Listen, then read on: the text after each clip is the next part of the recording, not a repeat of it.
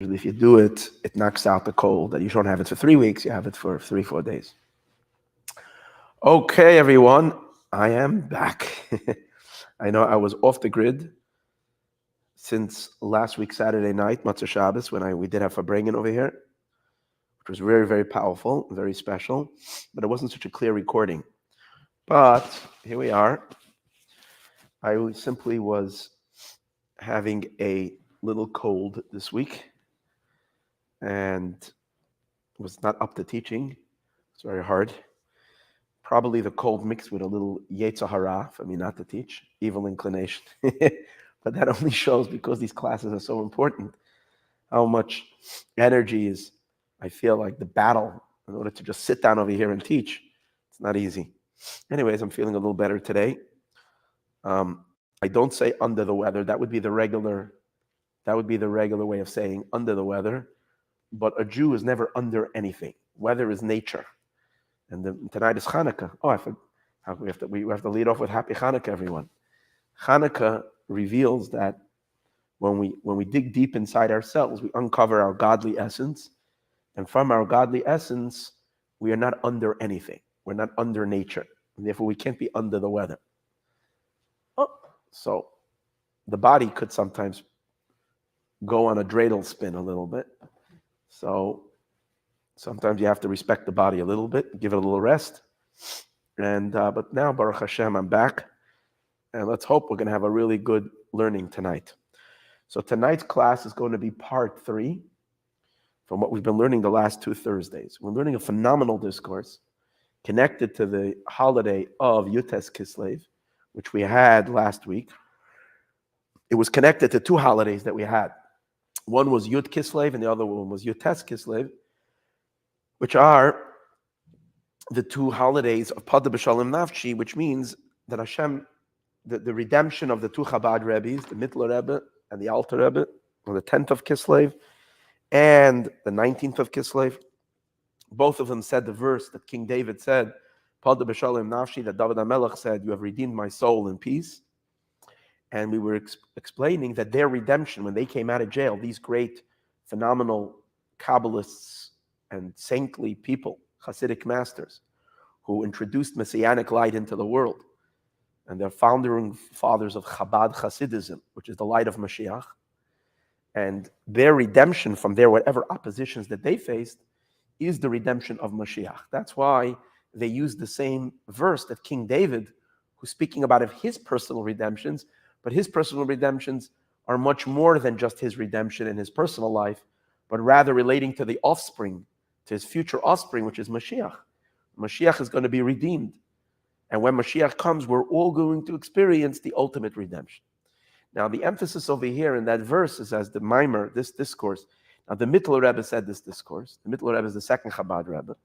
He said this discourse on the words Padah B'Shalom Nafshi. And I don't know if he said it at the time of his own redemption or if he said it many years before. I'm not exactly sure. Maybe he said it regarding his father's redemption on Yutes Kislev. Whatever it is, the year that the Mittler Rebbe said it, I don't know. It's in the book Sharei Teshuva, and in a particular section called Shar HaTfilah. And we learned the first 7 chapters, and we have 8, 9, 10, 11, 12 to finish tonight. Just quite a lot, but let's go for it. So the theme that we've been learning is, the question is, how do you have a Padah B'Shalom? Padah B'Shalom means a redemption in peace. What does redemption in peace mean? On the one hand, you need to be redeemed because there's an enemy, because you're up against a force that wants to fight against you, that's destroying you. But on the other hand, the redemption happens in a way where there's peace. So the simple way of understanding it is that a moment earlier, you're in a place of conflict. You're in a place of even in a place of being a prisoner, like the Alter Rebbe and the Mittler Rebbe were imprisoned by the Tsars. One was imprisoned by Tsar Paul. The other one was imprisoned by Tsar Alexander. In the end, both of them were vindicated and both were redeemed. But there is a darkness. There is a force, a battle you're fighting. But then, when the redemption happens, you're redeemed in a way that the enemy is completely is after the redemption. In other words, the morning after the redemption, there is peace.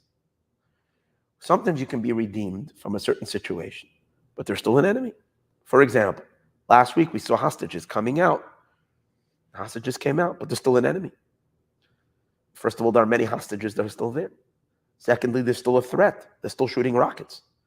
There's still a threat from, and the Hamas are still saying that this, the words, the evil, they said this was only a rehearsal. This was only a practice, what they did. Which means the evil is still standing. There's still a menace. They're still threatening. So there could be that after even someone is redeemed, a miracle happens and someone is extracted from, for example, I'll give you another example. When the Jews went out of Egypt, in the night of the plague of the firstborn, Makat Bechoros, the plague of the firstborn, they were redeemed. But Paro and the enemy Pharaoh was still an enemy. So much so that he gave chase after them with the intent of annihilation. He wanted to kill them all. Like it says in Oz Yashir, in the song that we sing, Omar Oyev, the enemy said, Erdov Asik, I'm going to chase. I'm going to pursue them. Asik, I will reach them. Chalak Shalol, I will divide the spoils. And so I will totally destroy them. I will kill them all. Tereshemi, Arik Harbi, I will draw out my sword. Tereshemi Yadi, I will make them poor. In other words, I will murder them. I'll kill them. I'll exterminate them. So Pharaoh, even after the redemption, there was still an evil. So it wasn't peace. Even after there isn't peace. So Padah b'shal nafshi then means on a superficial level, right? Yeah, on a superficial level, which means on a more chitzonistic level, on an external level, it can mean that yes, now there's conflict, now there's an enemy, but the moment the redemption happens, there's no more enemy. For example, Sancherev came and surrounded the city of Jerusalem, and he said that, and he looked at Jerusalem, and he came with such a big army, and he looked at it, and he said, "Hey, every one of my armies can just spit at the city, and we will drown it, or we'll go and we'll throw one stone. Everybody just throw one stone, we'll bury the whole city." That's what Sancherev said. In the end, that night, God opened up the ears of his army to hear the song of the angels, and the entire army just dropped dead. The next day, there were literally hundreds of thousands of corpses around Jerusalem. There was no more enemy. So over there, what happened? The redemption happened, and a moment after the redemption, there was peace, because there was no one there to harm. There was no more opposition.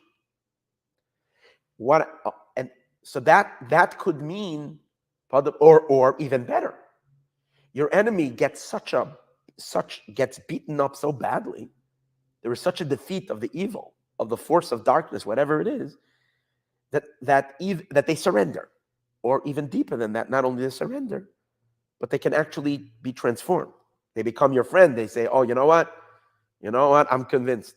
I'm convinced in your power. I'm convinced I'm never going to fight you again."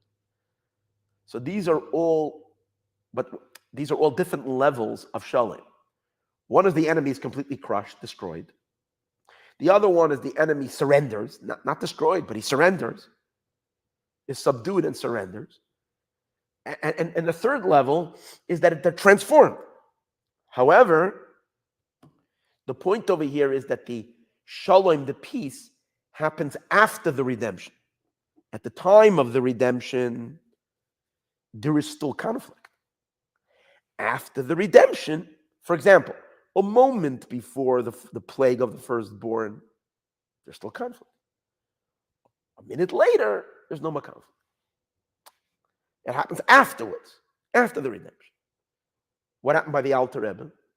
The very Russian Tsar Paul, who was out who saw him as an enemy of the state, and was threatening to kill him with capital punishment, was so baffled by the holiness of the Alter Rebbe, by his extraordinary wisdom and godly light that he emanated, that he himself recognized that the Alter Rebbe is a tzaddik and correct and right, and he supported him.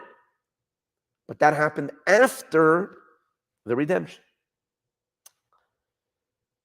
But if here he says there is a deeper meaning. The deeper meaning of Padah b'Shalom means that the redemption itself is, the Padah itself is b'Shalom. And that fits much better with the words. Not Padah v'achar kach shalom. Padah, which means redemption, and then it leads up to shalom, to peace. But Padah b'Shalom, that the redemption itself takes place in a manner of peace. So what does that mean? What does that mean? It means that you don't even have to fire a shot. You don't even have to fire a bullet. That means that the manner of the redemption itself happens where there is a certain, how can it be? If you have an enemy and the enemy opposes you, how can it be that your redemption happens in a manner of peace, that the enemy is not fighting anymore? At the time of the redemption, a second before that you need. So the point over here is, let me give it an example. The Jewish people, for instance, right now have a lot of enemies. And we can see that. A lot of enemies. We saw it in Israel. And then we see it in all the people who are supporting terrorists and murderers who butchered babies and did the most horrific things to hundreds of innocent people in the most despicable way. Yet, millions of people in the world find it to be something that they can support. The city of Fresno, in all of its despicability, tomorrow is going to raise a Palestinian flag. So you're going to say, well, the Palestinians are also suffering. I ask you a stupid question because I'm getting angry right now. That's me that I'm saying this. If the Palestinians are suffering, can you explain to me why they didn't stand up the next day and coming out en masse and said how despicable is it what you just did in Israel? That you butchered babies, you threw babies into ovens? Why didn't they come marching on the streets and demanding that all these hostages should be returned? Where were they? Why instead, when the hostages were marched through the streets, little boys, little children, they were taunting these kids. They were throwing rocks at them and hitting them and beating a little kid who's been taken away, a 6-year-old kid who's been dragged into a different country. If they're so innocent and they're so good and they're so wonderful, why weren't they there? Why haven't they been there? It's because they're all part of this monstrous ideology that has an infinite, limitless, core, essential hatred to the Jewish people, to the point that they want Jews killed for no reason at all, just because of pure evil. This is what it is. So now you're dealing already weeks later, and you're going to stand up for the innocent Palestinians. Shouldn't you be calling first for the Palestinians to say, if you're so innocent, at least now, after 2 months of civilians, girls and babies even, that are still stuck in Gaza, why aren't you screaming and shouting from the streets to your own people, give them back? Imagine if, I'm going to explain something. If Israel would go into Gaza and take children and take innocent women and drag them into Israel and abuse them and beat them and hurt them for no reason. I'm not talking about fighters. I'm talking about pure innocent people.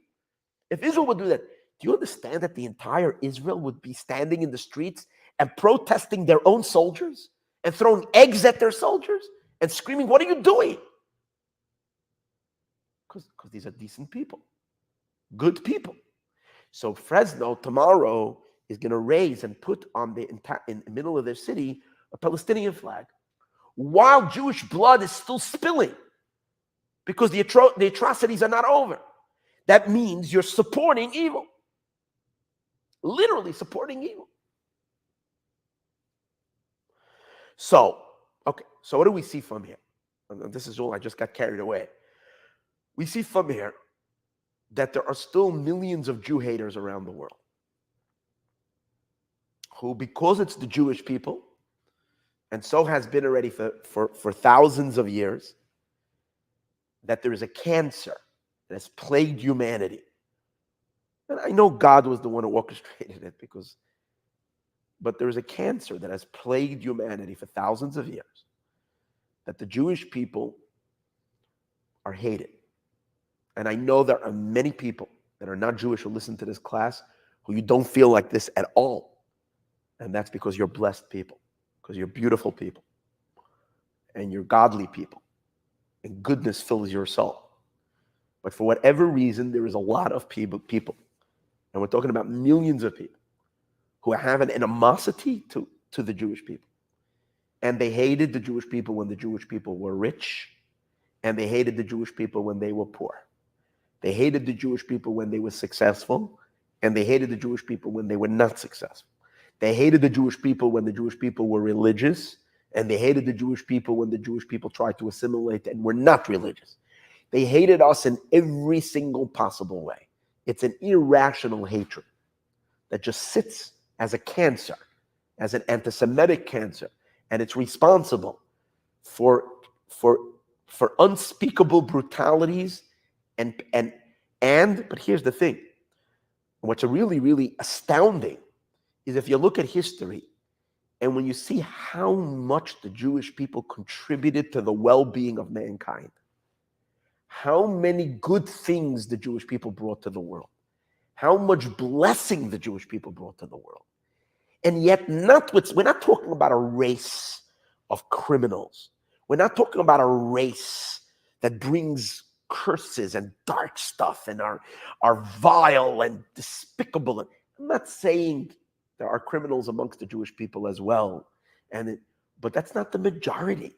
The majority of the Jewish people have always brought blessing and have brought economic growth and innovation and all kinds of improvements to the world. It's unbelievable in every section of life, in science, in literature, in medicine, in religion, in faith in God, in philanthropy, in kindness. And it's like, it's not even possible. It's so crazy. So then you wonder, but there's a hatred. Okay, that hatred exists. The Jewish people are persecuted. So let me put it this way. Jewish people are persecuted. The truth of it, and the truth of it has to be said, because the Jewish people are a godly people. And God set up the world that until Messianic times, the world fights godliness. That's the reality. God set up the world that God is fought against. So the people fight godliness. If you fight godliness, you fight you fight the Torah, you fight morality, and you fight the Jewish people. That's the way it is. So there is a hatred against Israel, against the Jewish people. Now, but the reason why people fight godliness is because they don't see the brightness and the beauty and the goodness of godliness. They don't see it. Because God keeps his light dim and dark. Once God will reveal himself to the world fully, and people will then see that God is the source of all light and the source of all blessing and the source of all pleasure, and deeper than that, the source of all of existence and of all of reality. And everything anybody has that they cherish about themselves is given to them from God. And God is the reality of everything. So people will become instantly madly in love with God. So when you want to know what's going to happen the moment Mashiach comes, God's truth will suddenly reveal itself in creation. And people will experience two powerful experiences. One will be enormous fear. And I'm not talking fear of punishment. Yes, those who deserve punishment will fear the punishment. But the fear won't be fear of punishment. It will be awe, trembling in awe of the awesomeness of the infinite reality of God that is everywhere and present in front of our eyes. But at the same time, people will experience an inexplainable a super rational love and desire to open themselves up and to experience more and more and more and more and more of the deliciousness and the infinite sweetness and ecstasy and bliss of this absolute essence of everything. The world, everybody will become crazy and mad with love. For who? For God. So suddenly, the animosity to Hashem will give away instantly into a complete transformation of love. So now imagine this. Imagine this for 1 second.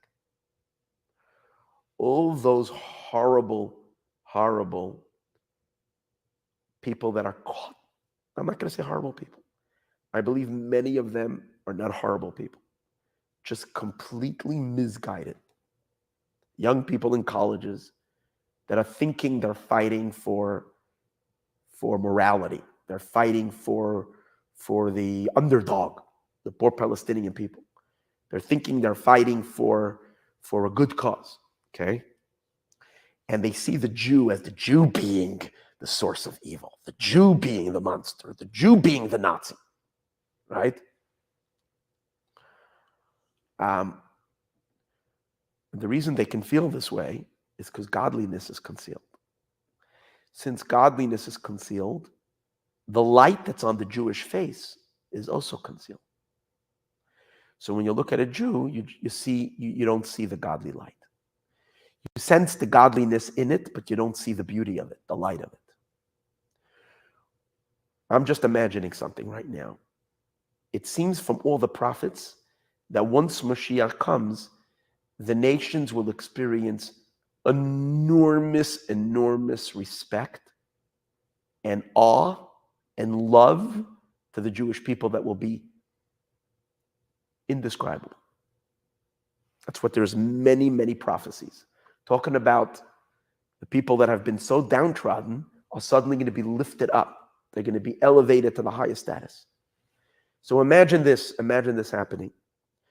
Imagine Mashiach walks in and suddenly the true light and goodness that's in the soul of every Jew starts to shine.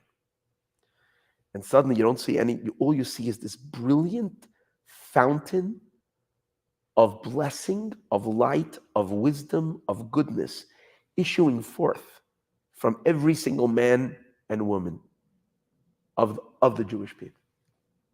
The reason I'm saying the Jewish people, it will happen for all of humanity. But the Jewish people are the headquarters of godliness in this world. That's why we've been hated. And because just like the hatred came about because of the Jew carrying the seed of godliness into the world, the admiration and the love and the excitement that is going to be shown towards Israel is going to relate to the fact that God is going to remove the mask. Just like God is going to remove the mask that is concealing God, God is also going to remove the mask that is concealing the godliness that's within every single Jew. And suddenly, the Jew is going to become the most attractive being in the world. Every Jew is going to have millions of fans. And the Jew is not going to use it, God forbid, for his ego. The Jew will use it to connect to all these people, to teach, to inspire, to love, to connect, to elevate, to share blessings. So why am I speaking about this? Because we're talking about redemption and peace. Imagine when the redemption will come. The redemption itself is not going to require, how will evil change? How will that which is fighting holiness, fighting godliness, how will it change? It will change because when suddenly the face of holiness will open up to its true light, whatever is dark won't be able to oppose it anymore. Darkness will suddenly or all those that are on the side of darkness will suddenly see, well, who are they fighting against? They're fighting against the source of all blessing, the source of all light, the source of all kindness, the source of all compassion, the source of all goodness. So suddenly what's going to happen? It's going to be Padah b'shalom. The redemption is going to come in peace because the enemy won't be an enemy. So it's not like there will be a redemption and then peace will come. The redemption itself will happen by the unholiness opening up its eyes and seeing the truth of Kedusha, of holiness. That's Padah b'shalom. Like it happened by the Alter Rebbe. The Alter Rebbe, the Tsar, suddenly started seeing the true light. First, he was looking at the Alter Rebbe, at Reb Shneir Zalman of Liadi from a distance. He heard there's a rabbi. He heard all kinds of rumors about him. So he painted in his own mind a very dark picture about this person. After spending 50 days with him, he had him in Petersburg. He interrogated him himself, met him. He suddenly realized that the image that he had from him was a fake image, and that's why he was opposing him. Even though the Tsar was not such a good person, the Tsars of Russia were pretty evil. But even evil couldn't help but to love and admire the Alter Rebbe, because the Alter Rebbe's mask was removed, and he can see the true beauty and godly light of this individual. He can see him for what he really is. So then Padah b'shalom, the redemption happened in peace. Without a war, without having to defeat it. That's the point. So what we learned in the last few weeks was that this entire war between good and evil,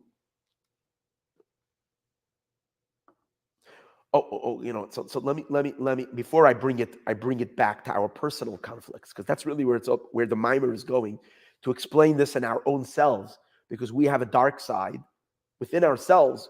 We have an enemy, our own animal, materialistic, unholy self that fights against our godly self, against our soul. And we make our way through life battling with this darkness within ourselves, the internal battle. And we're talking over here about various different levels of winning this battle. So before we get to the personal battle, the concept that I just explained, that the unholy suddenly melts away, its opposition suddenly dissipates, because when goodness reveals itself, when godliness reveals itself for what it truly is, to the point that even the unholy can recognize its enormous blessing and its goodness, then there's no opposition. And obviously it becomes an ally. Its entire thing just fades away instantly. That's the idea.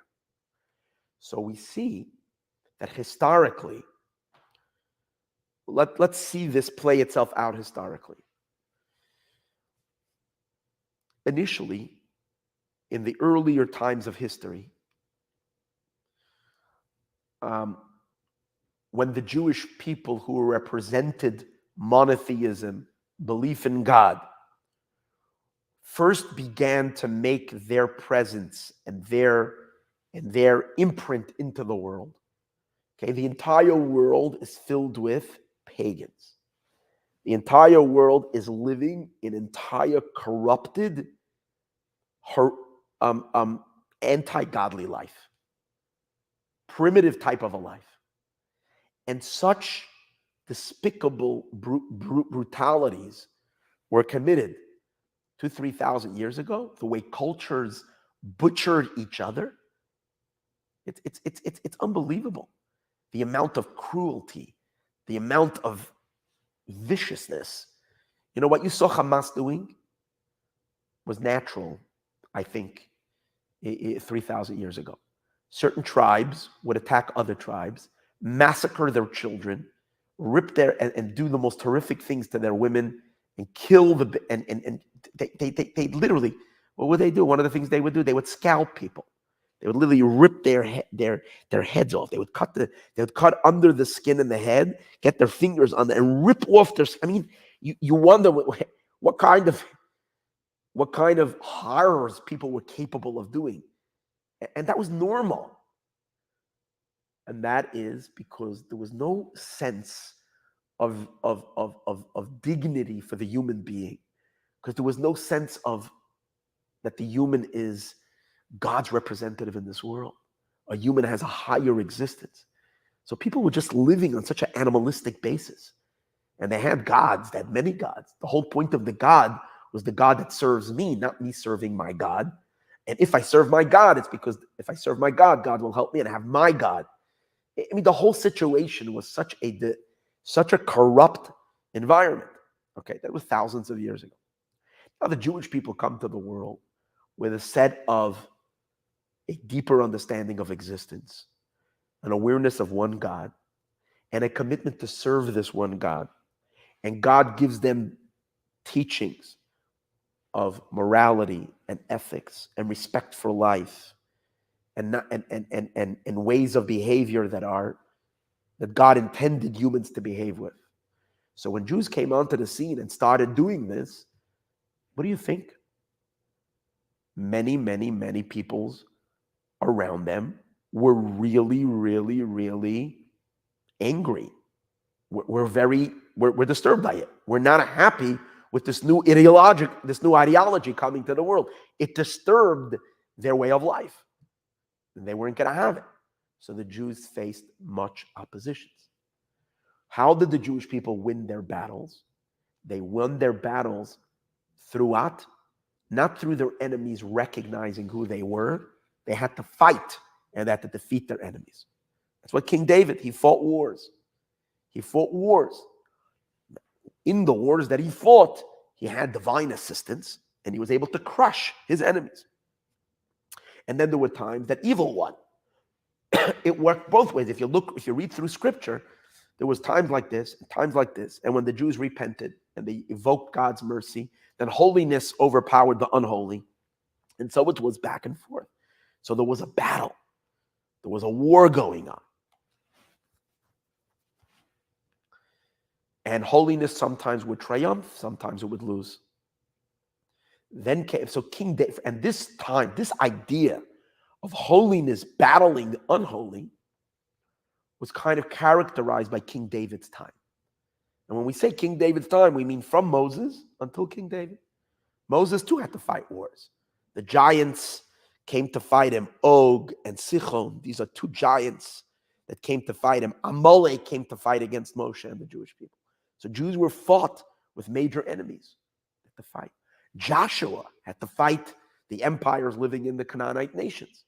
To conquer, he had to fight. There was wars opposing a holy, godly people. And these wars continued throughout the reign of King David. King Saul fought wars against the Philistines and so on and so forth. Then we reached the next stage. What was the next stage? King Solomon. When King Solomon built the first temple, King Solomon reached a whole new level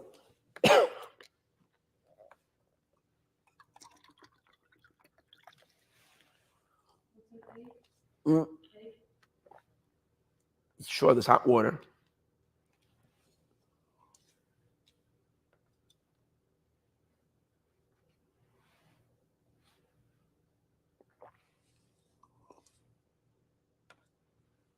Shlomo HaMelech, King Solomon, reached a whole new level of world influence, of how the unholy responded to holiness.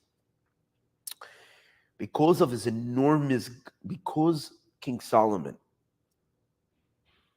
was a vessel for enormous divine light.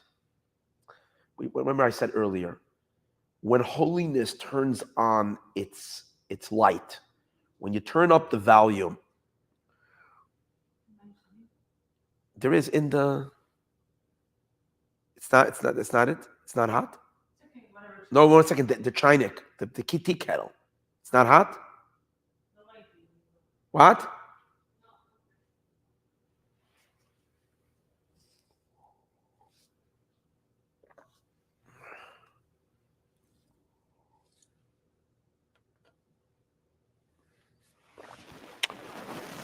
The more holiness reveals itself, then the less opposition there is. King Solomon was the 15th generation since Abraham. What does that mean? We reached the epitome of godly light coming upon Israel, because Israel is compared to the moon. Abraham is considered the birth of the moon. We studied about this in another class. So the Jewish people are recipients of God's light, and they shine it onto the world. Abraham is the first generation. There's a little bit of light. Isaac is the second generation. There's more light.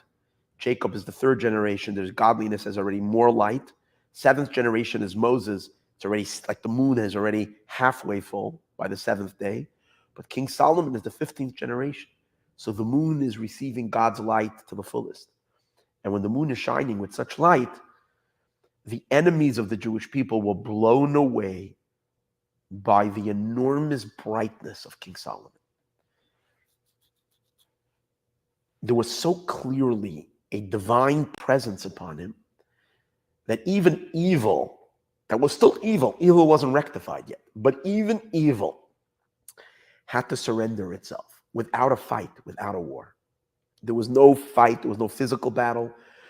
And the reason there was no physical, King Solomon was called Solomon. That's what God told, and the prophet told King David, you should name your son Shlomo, because he said, because peace will be in his time. King Solomon, his entire reign of kingdom, didn't fight any wars. Quite on the contrary, people came. There is hot water, no? What happened? It's not plugged in? No, it's true. What? No. No, I have. So King Solomon, Shlomo HaMelech, because he radiated such godly light, there was the unholy wouldn't dare oppose him. They wouldn't dare oppose him. They stayed back. However,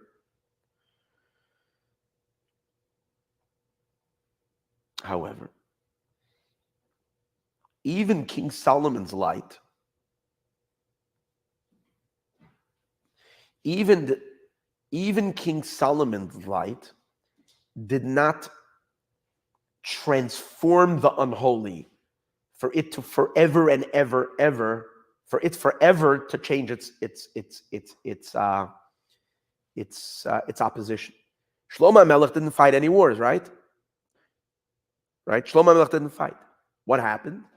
Because when people saw his incredible light, they got scared of him. But even he did not make that the unholy would completely dissipate and be gone forever. Because after King Solomon, what happened? When the moon's light, when the Jewish people's light and the light of godliness started getting a little weaker and dimmer, like the moon begins to fade after the 15th day, it started getting a little weaker, so the unholiness increased. By the time Tzidkiyahu, who was the last of the Davidic kings, 15 generations later, there's no more godly light shining in this world. And what happens? The Babylonians come. Evil becomes so aggressive and becomes so strong that it can march on to Jerusalem and destroy the temple. And you see, evil came back. And tonight is Hanukkah, for instance. So we know that even when we built the second temple, the entire second temple period was characterized as a time of foreign forces trying to subdue the Jewish people.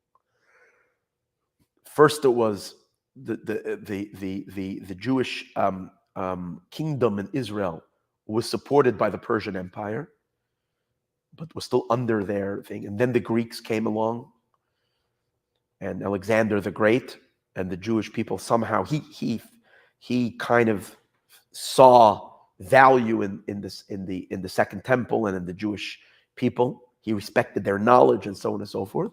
But it didn't take too long till the Greeks also started messing with Israel, trying to impose their Greek ideology over the Jewish people. And again, so the Jews had to fight, and that was the miracle of Hanukkah. We overcame our enemies, but it wasn't a once and for all defeat. The Maccabees went out there, defeated the dark forces, but they weren't gone. They still remained, meaning maybe the Greeks were God, but then the Romans came along. So darkness was not destroyed and was not nullified forever and ever. So that means that in all these generations, it was not a real Padah b'Shalom. By David HaMelech, by King David's era, it for sure wasn't Padah b'Shalom. It wasn't the redemption in peace. Because his redemption came with wars. He won the battles. Those who fought against him were defeated, but it was bloody. It was through a conflict. King Solomon, whose name indicates shalom, peace, in his days there was peace because his holy presence was so powerful that the unholy would not even dare to fight him. Remember? Would not even dare to fight him. But it was only as long as King Solomon was alive. The moment that enormous light was burnt out, the unholy reared its head. What does that mean? That even while they were silent, they weren't transformed. They were only muted, but they still existed. They were hiding in their caves. Satanic dark forces still existed, but they were subdued. They were scared without a fight. So it's shalom, it's peace. And King Solomon had Padah b'Shalom, you're redeemed in peace, my soul, but not the true meaning of peace. So what are we waiting for? We're waiting for Mashiach. Because when Mashiach will come, what's going to happen? A much deeper light is going to shine forth from Israel. One that is going to be so powerful and so essential that it's going to uncover the truth. That's the point of Mashiachs Light.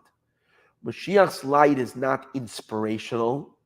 Mashiachs Light is not influential. It's not some kind of an illumination that wows everybody. Mashiach uncovers absolute truth. That's what Mashiach does. Mashiach reveals the essence. The essence of God is revealed in Mashiach's soul. And since the essence of God is revealed in Mashiach's soul, what does then Mashiach do to the Jewish people? Inside the heart of the Jewish people, he reveals not our light, but he unplugs our essence. And it's always there, but not revealed. We always have the essence, but we're not experiencing, we're not functioning from the essence. Mashiach comes and unplugs the essence in us. And as the essence of the Jewish soul reveals itself and comes to the surface, it has a magical effect on the entire world that it brings out the essence of all of existence. And what's the essence of all of the existence? God. So what's the essence of even the dark things in this world? Even the most dark things in the world, their essence is God. And suddenly when the essence is unplugged, then you can't fight it anymore. You can't fight God because God is your essence. God is the substance of everything. Suddenly everything is inherently transformed.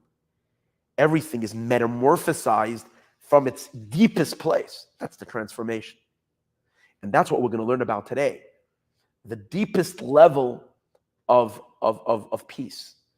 Peace comes when there's no more war because suddenly, inherently, everything transforms.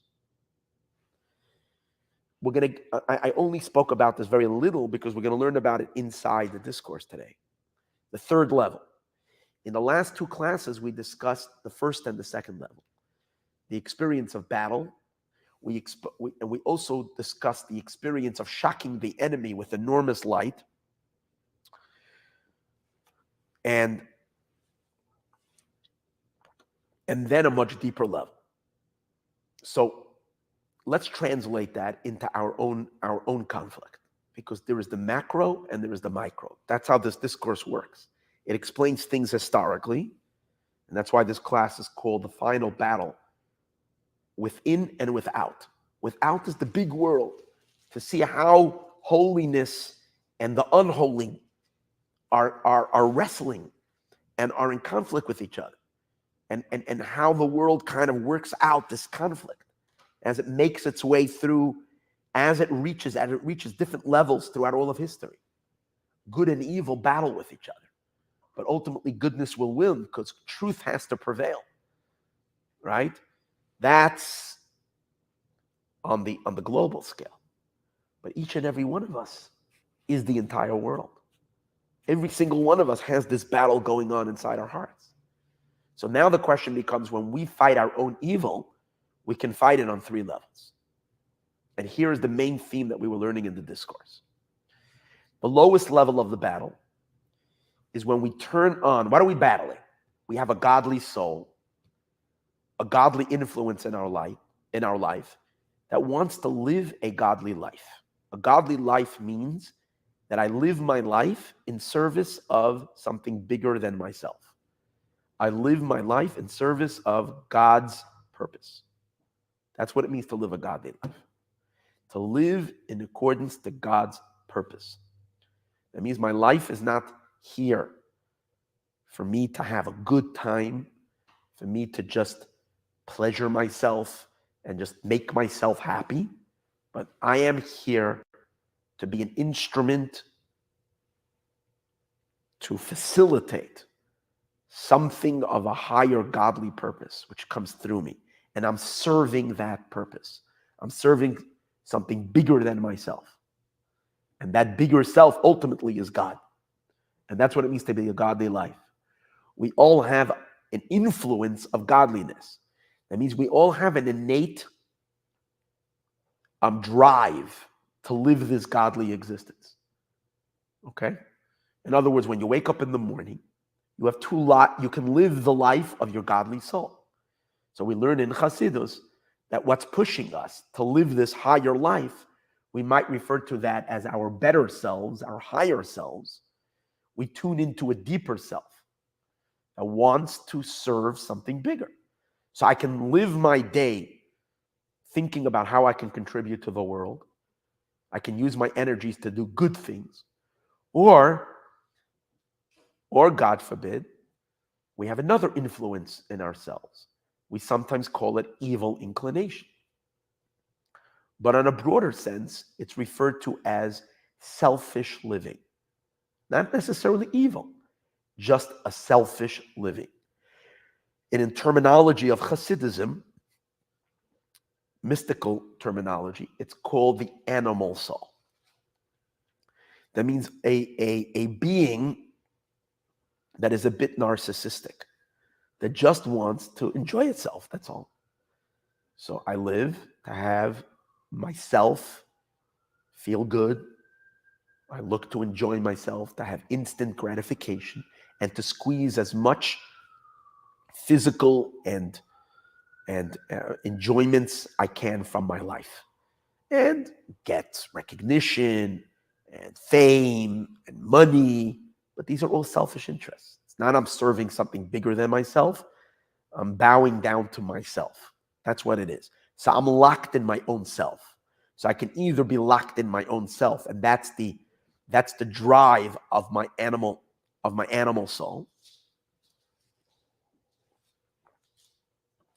or I can live the life of my godly soul, in which my aspiration and my entire energy is to serve something bigger than myself.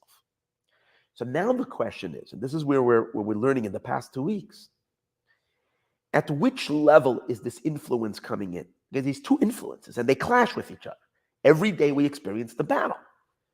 Sometimes we, for example, you had a thought to do something good. I don't know. You had a thought. You were able to go out and volunteer. In a simple example, you were able to go volunteer. Someone asked you. They say they're packing food to deliver to people that are hungry. Now you had your lunch already, so you're not hungry. But there are people out there that are hungry. And they asked you to come. And someone said to you, I'm going, do you want to come? And you were inspired. You said you're going to go. But then something you noticed that on Netflix, there's a good movie playing at 2:00. And, it's I don't know, it might be an action movie. And, it caught your interest. And there's a voice inside of you that says, why should I go out? to get dressed, and I have to go out, and I have to go there, and I have to stand there. I mean, for what purpose? What am I doing? I'm like, okay, so people, you know what? Someone else will take care of that. I just want to lay in my bed, eat popcorn, right? And watch this movie. I'll enjoy myself. So so here's a conflict. The next hour, you can either live a higher self, or you can live a selfish self. So it's the animal soul versus the godly soul. So now the question becomes, what's the fuel of the argument? Now we're going to see what's fueling the argument of your godly soul. On the lowest level is the level of you're going to make arguments. You're going to make arguments, intellectual arguments, why you should do something godly. And that is, you'll explain to yourself that life has to be more meaningful. And that if God gave me life, he probably wants me to use it for something good. And that I can make a difference. And maybe I'll think a little deeper and realize that how awesome it is that I can serve a creator that is infinite. And if I do this, God will have satisfaction from me. Or whatever your reason is, I know on a simple level, you can just say, I will feel good. If I stay in bed and I watch the movie, I'll feel crappy and dark. But if I'm going to get up and I'm going to do something on the end of the day, I'm going to feel so wonderful and good. But whatever those arguments are, you're using arguments, reasoning. You're using reasoning to fuel your energy, to fight your gravitational pull that wants you to stay plopped in the couch and do nothing, and to push you off your couch and get you out to go do something good. Now, that kind of reasoning, guess what happens? You can create those reasonings, but you'll also have counter reasonings, which means the animal soul will start giving all kind of explanation. It's cold outside. You can catch a cold if you go. And you never know. And maybe it's whatever. You didn't sleep last night enough. You're a little tired. You need to take care of yourself. And you need to... He'll make the best arguments. And that you did enough already. You go every time to volunteer. Let someone else go. Share the mitzvah with someone else. If you go every time, other people don't go. Whatever kind of... He's brilliant. He'll come up with the best excuses and the best arguments. So we learned in the earlier class, that means that you're fighting on a level of holy reasoning will fight the unholy reasoning. And it could be holy reasoning will win. Could be. Now, we learned in the earlier classes that at the time of prayer, that's what you're supposed to do. Prayer is when you're supposed to create the holy reasoning for the whole day, the inspiration for the whole day. You're supposed to meditate on godliness and discover reasons of why you can inspire yourself to want to live a holy Jewish life or a holy, selfless, more idealistic existence today. But remember, we learned that after prayer is over, or even during prayer, what is the animal soul going to do? It's going to try to shoot you down with all kinds of negative thoughts because it doesn't want you to live that holy life. But the point over here is the two of them are even because you're using reason. And reason is fought back by unholy reasoning. Or even if it's not fought back by unholy reasoning, because the animal soul is not going to be too logical. The animal soul is not going to be too reasonable. It's not going to be too logical. But he's still going to counter your holy arguments with unholy emotions. Unholy desires. You created within yourself a love for goodness, a love for a mitzvah, a love for charity, a love to help people. Well, you can experience a counter love, a love for something materialistic. But this fight this is called the fight of nefesh, ruach, neshama. This is called what we learned in the last few classes, koiches pnimiyim, the internal powers of your godly soul. Your godly soul that has become invested in your human faculties.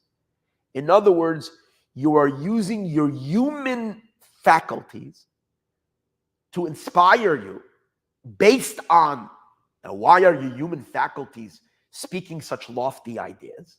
Because you have a godly soul. It's a godly soul. It's a divine being.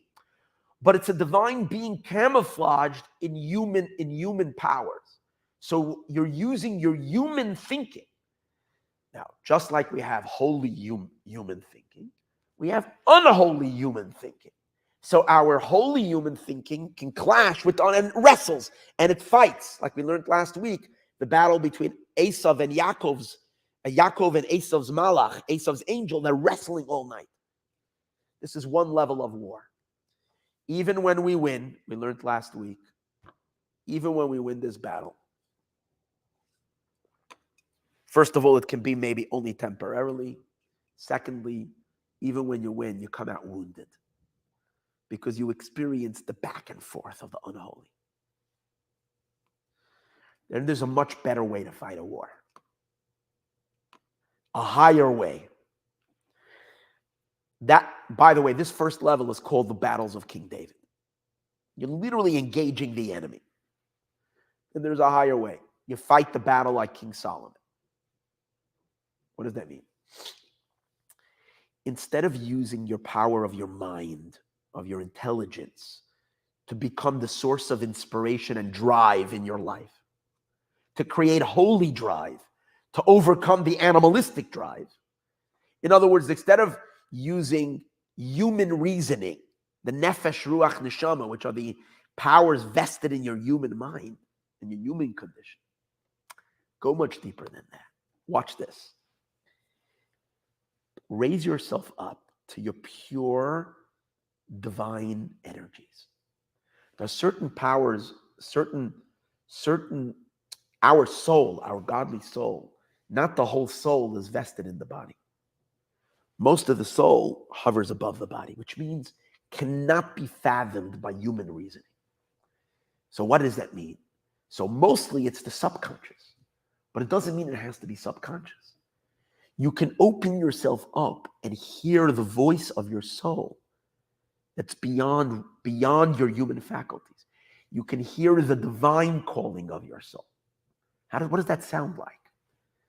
The divine calling of your soul is that you can experience your soul's song. The soul is singing to God. The soul wants to be connected to God with a super rational desire. Our soul is not interested in getting close to God because it has an explanation, because it has a reason, because it has a calculation. Our soul is of God. Because it is of God, it loves God, and it seeks to attach itself to God's will. And whatever God wants, it pursues with how much energy? With limitless energy.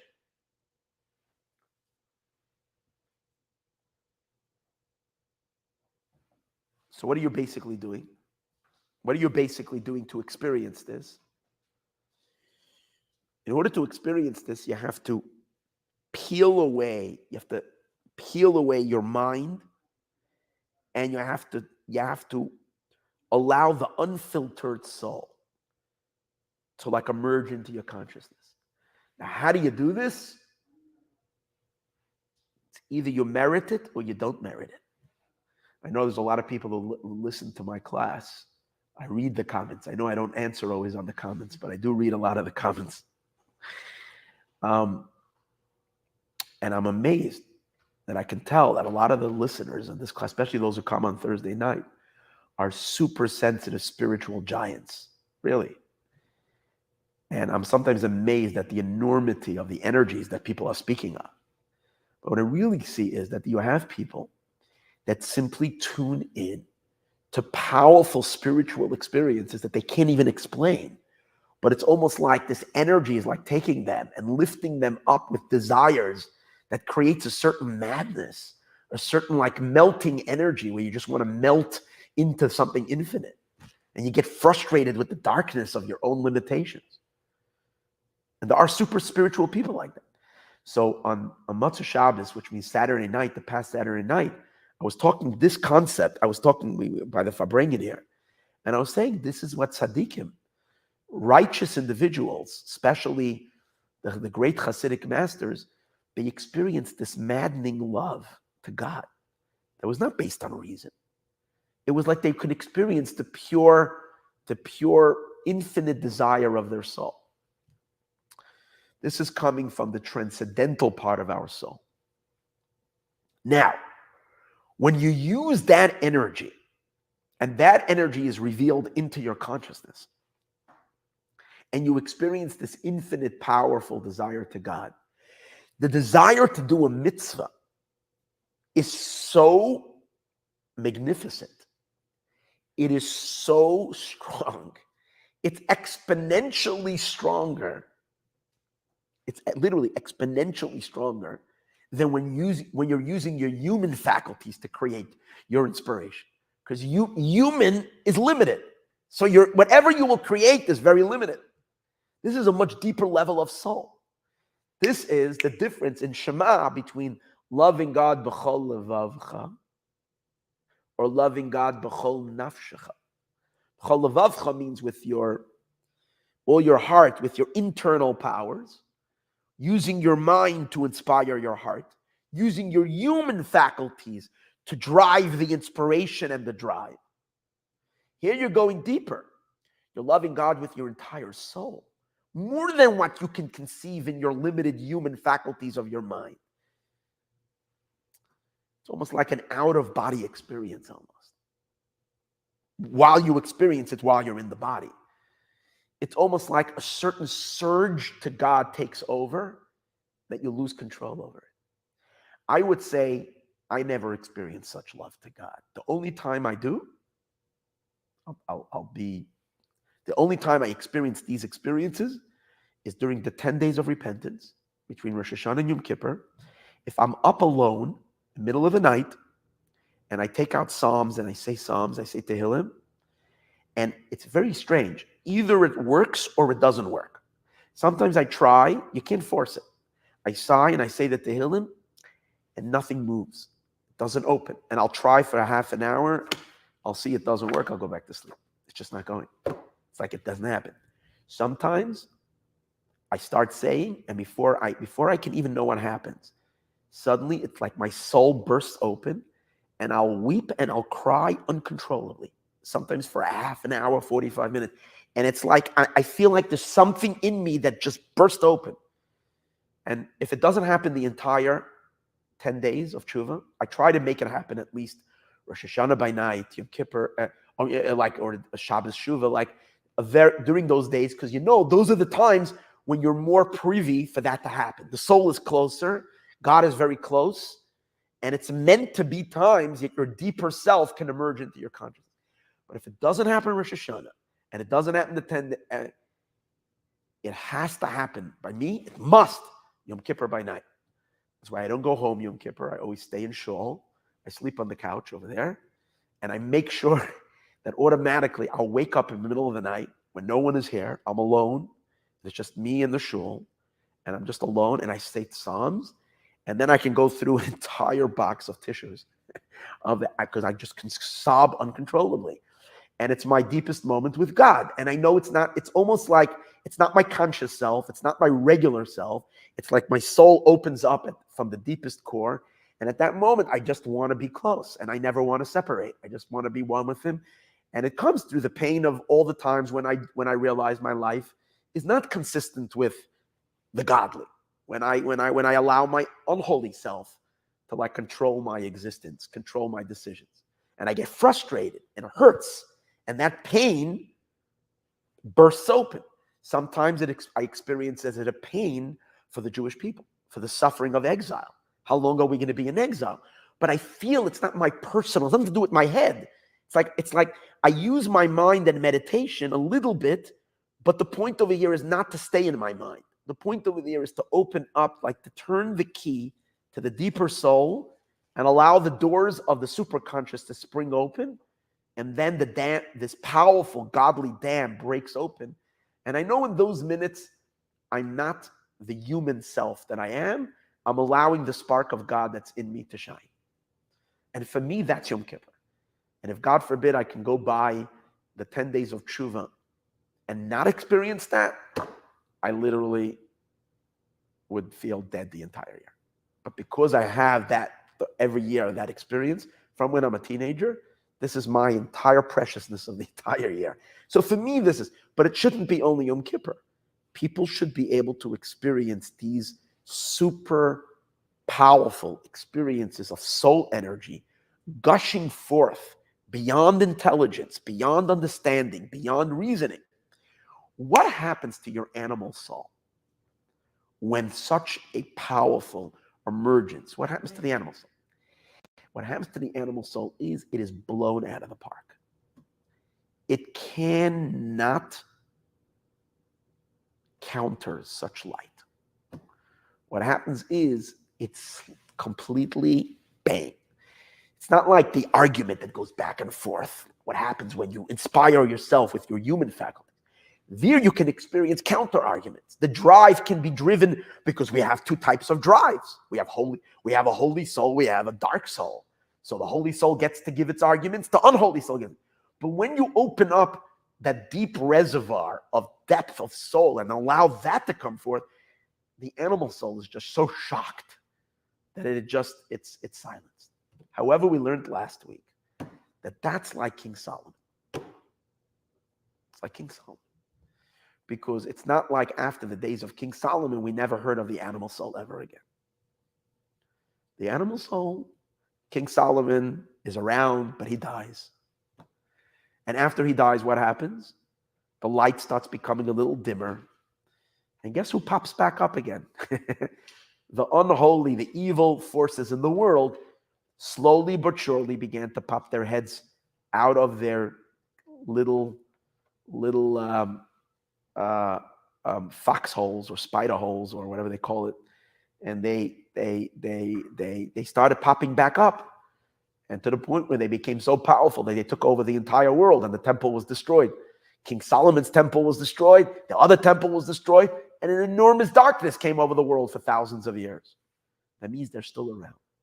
And now let me put that into my personal life. I can experience these enormous experiences Yom Kippur, and if I'm lucky, it keeps me in a good, holy, godly place throughout Sukkot, if I'm lucky.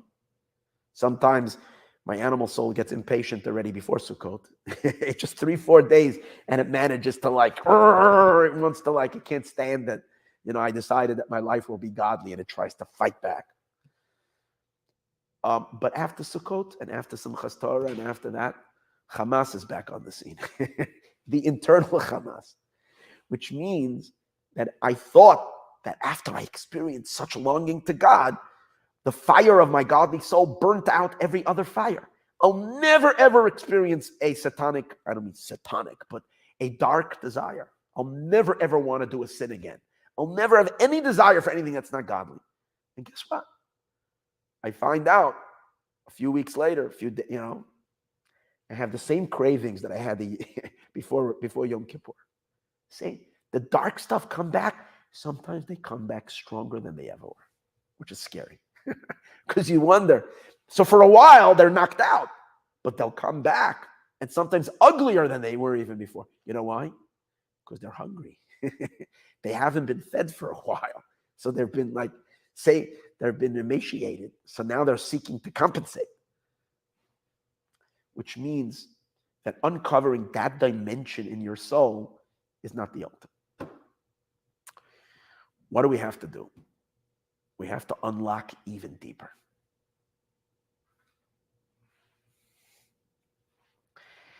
It's not enough to unlock the divine light. What basically what we were saying is like this. There is our divine soul that is vested in our human faculties and speaking to us through our human faculties. That's the lowest level of soul. That's called Or Pnimi, internal light. And in terms of the levels of soul, that's Nefesh, Ruach, Neshama. 3 levels. Nefesh, Ruach, Neshama. These are the 3 levels of soul vested in our human experience. The level that we spoke about before, this level of longing to God that's purely divine, that is not human voice. It's a pure godly voice that's speaking in us. A powerful transcendental surge. That's called Chai. The soul has five names. Nefesh, Ruach, Neshama. Chaya. That's the power of the soul that surrounds the body, bigger than the body. But then there's a deeper level of that called Yechida. And as long as we haven't revealed our Yechidah, we haven't won the battle. But when you reveal the Yechidah, which is the deepest level of your existence, and you can reveal that in your soul, you'll never have to battle again. Because everything inside the person will be forever and ever transformed. Your entire unholy psyche will flip over completely, and your entire identity will become absolutely a godly being. You will literally experience yourself forever and ever as a channel of divine. It's almost like God is living through you. You're no more a self other than God. You're just like our forefathers, Abraham, Isaac, and Jacob, and the matriarchs. They were just purely divine channels. What's so beautiful, as once Mashiach comes, we're all going to live in that consciousness. On a collective level, we have not yet reached that point when this deepest truth was unlocked. When I say we haven't yet reached it, I mean, let me explain. I mean, for us to experience it in a fully conscious way, although the Lubavitcher Rebbe said, in order for this to happen, Mashiach needs to be revealed. Since the Rebbe said 30 years ago that Mashiach is revealed already, the Rebbe said that we could reach this level of identification. We really could. But today's days, it still requires a lot of work on our end to hopefully lift ourselves up into that Geula state. However, once Mashiach is going to be fully revealed for everybody to see, this is going to become the natural consciousness of all of humanity and all of the Jewish people. From there, it's going to trickle into the rest of humanity as well. So what happens? What does this mean? What's this? So it says like this. Nefesh, Ruach, Neshama are invested in the body. Chai is imagine like a circle around your body of godly light surrounding you. And Yechidah is another circle, but a more distant circle. That means it's farther away from our consciousness. What is Yechidah? Yechidah means unity. What is the difference between Chai and Yechidah? So let's hear deeply what it means. Chai is to experience the drive of the soul, the desire of the soul in its purity. Not being filtered through human logic. As we said earlier, not giving yourself explanations why you love God, but experiencing your natural love to God that the soul has. The soul in heaven has a love to God. So imagine that we can open ourselves up to that heavenly experience, transcending our human minds and allowing ourselves to experience the pure drive of our soul. What's Yechidah? Yechidah is not the drive. Yechidah is the essence from where the drive comes from. What's the essence? The essence of the soul is that the soul is a piece of God. Now, being that the soul is a piece of God, that's beyond experience. That's not a feeling. It is. The substance of the soul is a piece of God. Now, because it's a piece of God, what type of emanations are going to come from it? When it will emanate something, its emanations will be godly. So let's understand something. This piece of God, what's its pleasure? The first experience, first there's essence. Now, what's the first sensation of essence? Once you go out, once the essence emanates some kind of emanation. Essence is beyond emanation. Essence is just what it is. The first experience that comes out of essence is pleasure.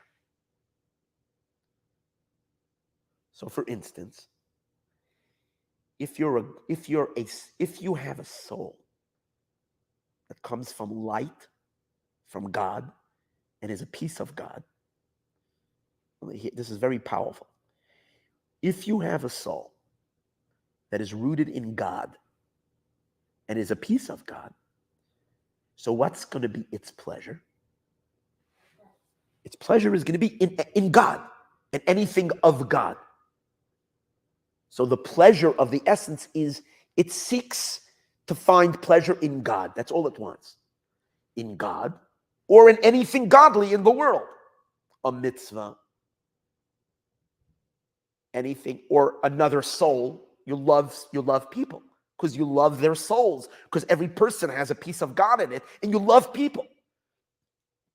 And you have a pleasure in doing goodness because God is good. So you have an enormous pleasure in being goodness. You have a deep sensation. Now, I want to contrast that.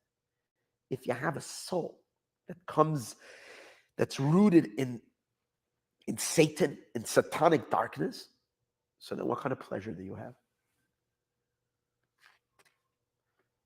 There are klipos. God created klipot. No, you have a pleasure. Yeah, but what's the pleasure? The pleasure is in evil. There is a pleasure in evil. You can sit, and you say something extreme. You can throw a baby into an oven, a living, beautiful baby into an oven, and sit there and laugh while the parents are dying from pain when they're hearing their baby shrieking from the oven. And you can sit there and get pleasure out of it. And you can film it and send it to your parents and say, hey, look, I'm killing Jews.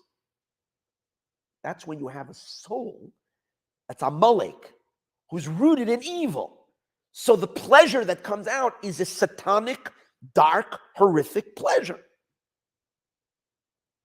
You wonder why there are people who are sadistic.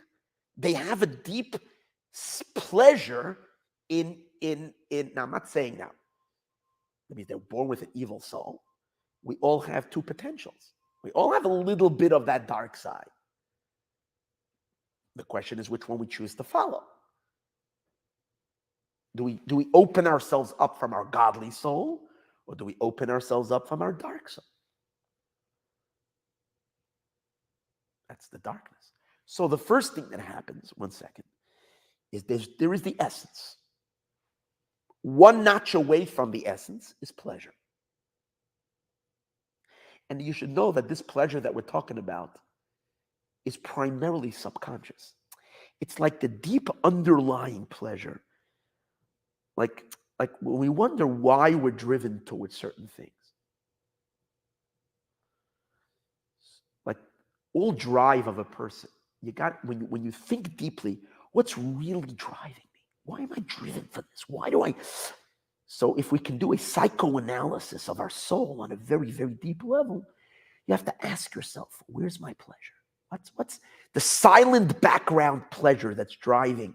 Sometimes you don't have an explanation. Why am I doing something? It must be I have a pleasure in it. Even if I don't feel the pleasure, but there is a pleasure in that thing that's causing me to do it.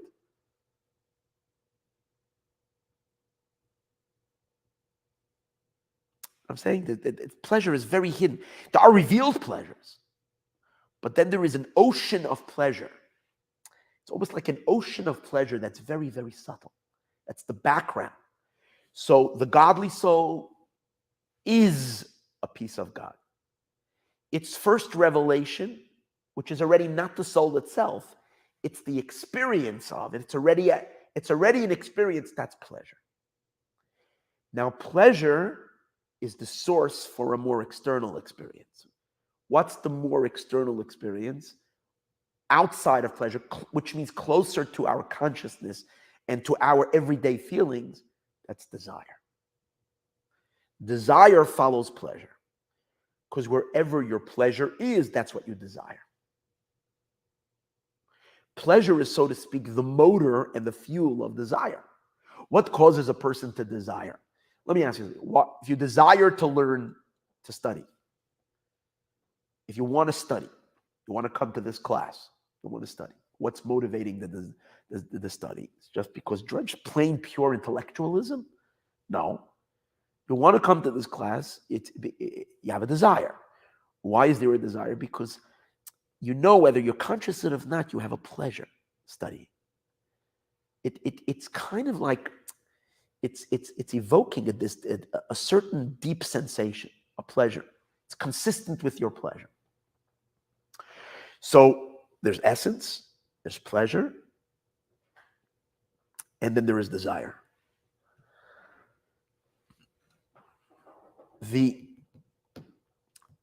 And then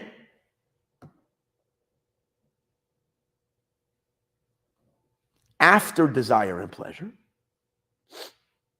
begins the part of ourselves that is already considered human, which means our intelligence.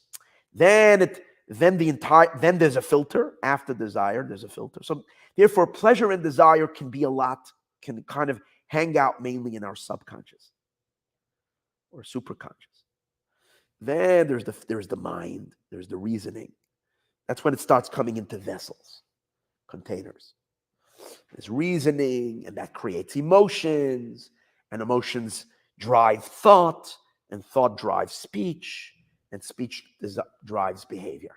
So this is like this entire, you realize how your energy of your soul trickles down through these various different levels. Okay? I just want to finish this thought. Okay, so we have essence. We have essence. And then we have experience. Experience of what? Transcendental experience, which has two parts to it. Pleasure and desire.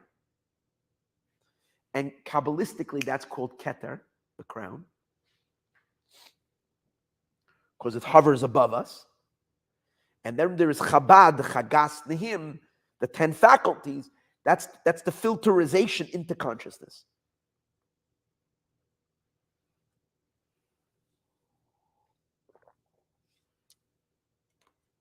So now, just let's take this a step deeper. So now, what happens is like this. When we unplug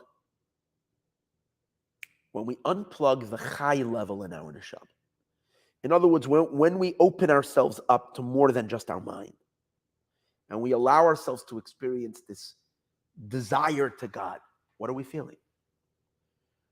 What are we feeling? We are feeling the radiance of our soul, the experience of our soul. But we still didn't experience the essence of our soul. It's our essence, but it's closed from our consciousness. But then there is deeper. When a person can dig so deep into their divine soul. See, our work is to make our physical bodies vessels for our spirit. For our spiritual soul to be able to manifest in our body. The question is, how much do we work? How much are we becoming a vessel? So the more mitzvot we do, the more Torah we study, the more we become a vessel for deeper levels of our soul to manifest in ourselves. What's the ultimate prize? The ultimate prize is when your yechida, which is called yechida because it's one with God, your essence appears into your consciousness. And then what? You don't desire to be close to God. You don't have a burning desire. You are Him. You are a godly being. Once you identified as a godly being, you are a piece of God in this world. That's your identity. Then what?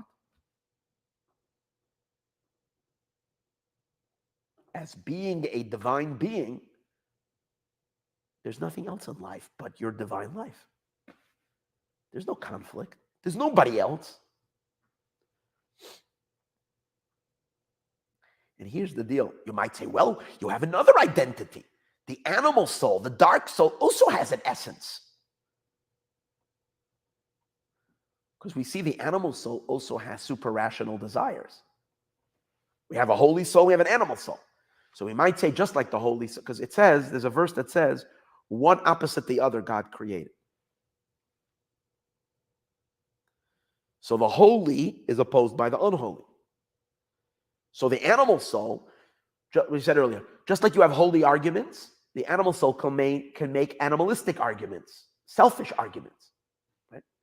How about this infinite desire, this passion, this desire, this like super rational craving? Well, to some degree, the animal soul has that a lot.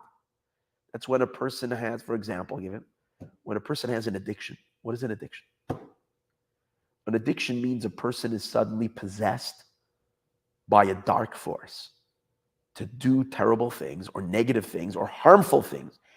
Intellectually, they know they're harming themselves.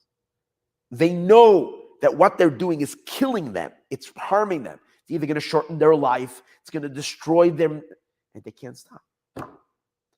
It's almost like there's a drive bigger than them that's driving them, a dark force that they're trapped.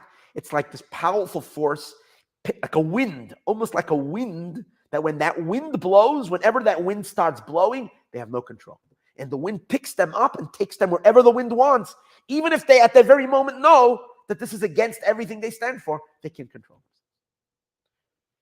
That seems very much like what I was describing earlier when I discussed about in 10 days of Teshuva. You open yourself up, you feel these powerful waves of godly yearning. You can experience powerful waves of ungodly yearning. Yes, you can. The level of super rational, of chai, which means the encompassing energy of the godly soul, has a counterpart, the encompassing energy of the animal soul.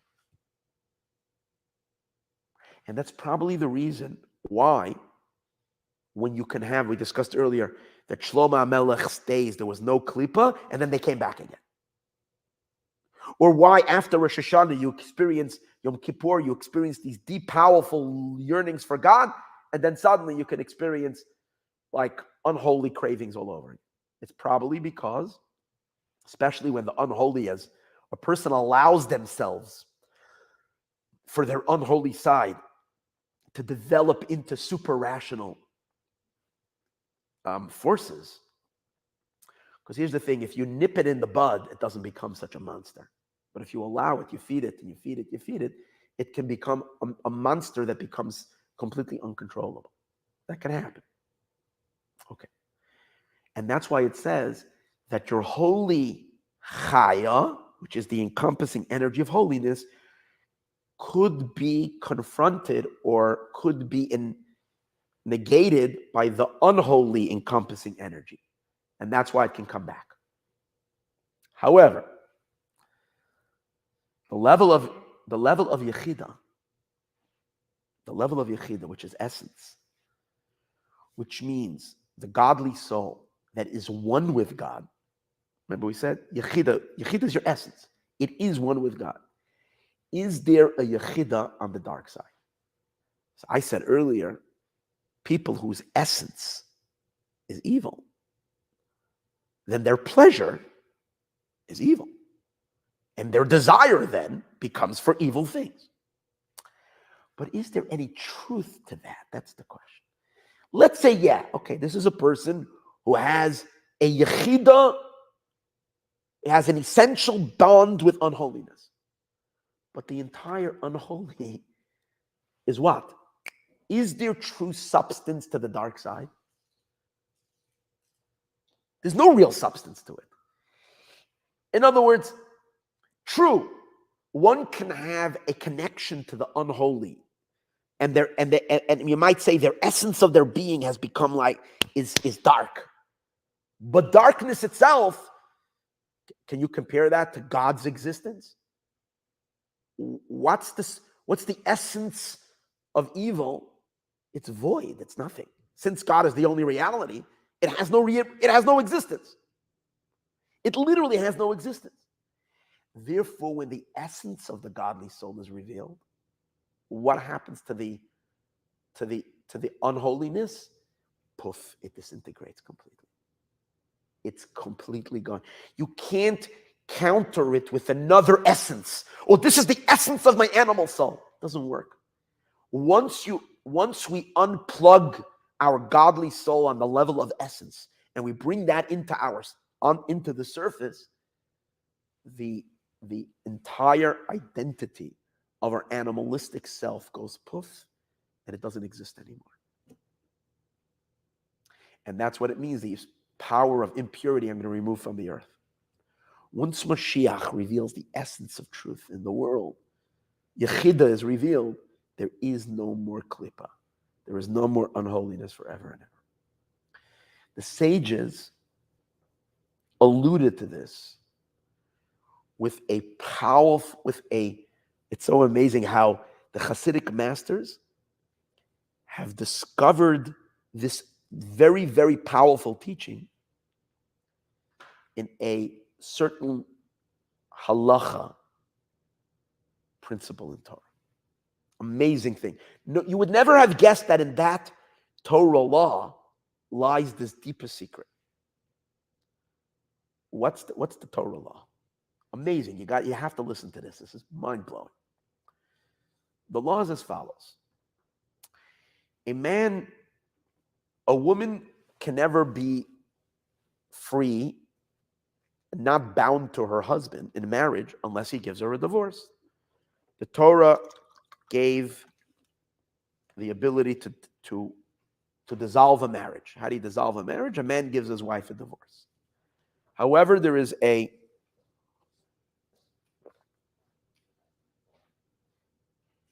but obviously,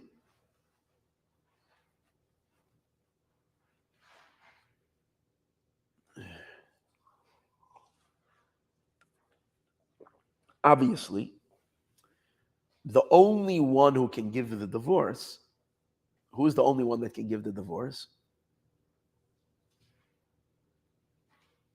The husband. That's the way God set it up. The man has to divorce his wife. It means a woman can't divorce her husband. The husband has to divorce the wife. Fine. Again, doesn't have to if he doesn't want to. But if, for whatever reason, okay, fine. Now, a person doesn't have to give the divorce himself into her hand. If a man appoints an emissary, which means an agent, to do it on his behalf, then that person gets the power of attorney, so to speak, and he can do it on behalf of it. It's called a shliach. A shliach is you make someone an agent on your behalf. So the Talmud discusses an interesting thing. It's connected to this week's Torah portion. What happened to Joseph this week in the Torah portion? They threw him into a pit.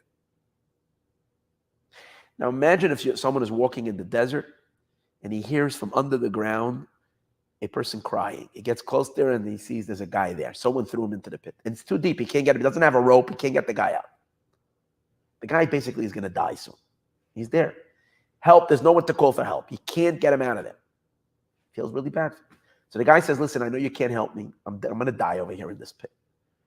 But I don't want my wife to be, because the law is if a man dies, sometimes the woman, if a man dies, then what? His woman is free to marry anybody she wants.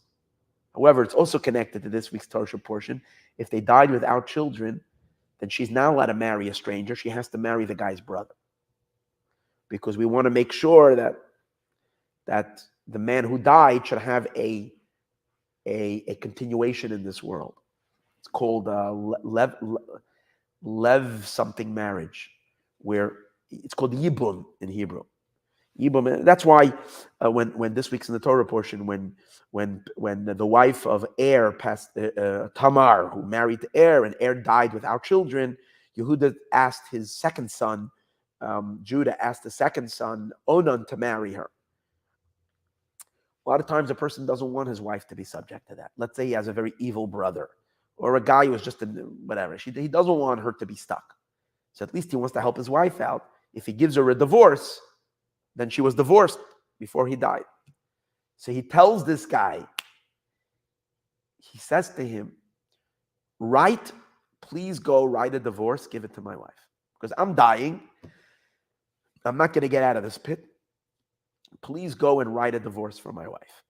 So the law is, hear this, the man should listen and go ahead and write the divorce and give it, get two witnesses to sign in it, say he's an agent on behalf of this and this. He gave the divorce, he's allowed to do so. That's the law. So the Gemara says, but hold it. How do you know that this person is really the person. He says, I am somebody. The Gemara says, okay, he can see him. He looks into the pit. What happens if he doesn't see him? It's very dark. He doesn't have a flashlight. Today we all have flashlights on our phone. Doesn't have a flashlight. It's pitch black down there. He hears the guy. So the Gemara says it's talking about that he recognizes his voice. He knows the guy. He spoke to him. I know what this person sounds like. If I don't know him, I can't trust it. Maybe it's a guy, maybe it's someone who wants to create a very big damage for the woman. Because imagine if you go and you bring a woman a divorce from somebody, and she thinks she's divorced and she marries someone else. Meanwhile, she's a married woman. So she's done a terrible sin, and her children will be illegitimate children. She creates what we call a mamzer, which is a terrible situation. So how do we know that this guy is really the person? So what's the halacha? The law is you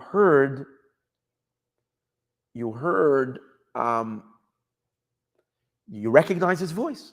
If you can't see him, you recognize him. So the Gemara says, behold, maybe it's a demon. And it's a demon who is able to, demons are they have less restrictions than humans. And they're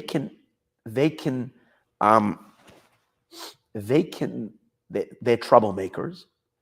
And it could be, what are they doing? That they are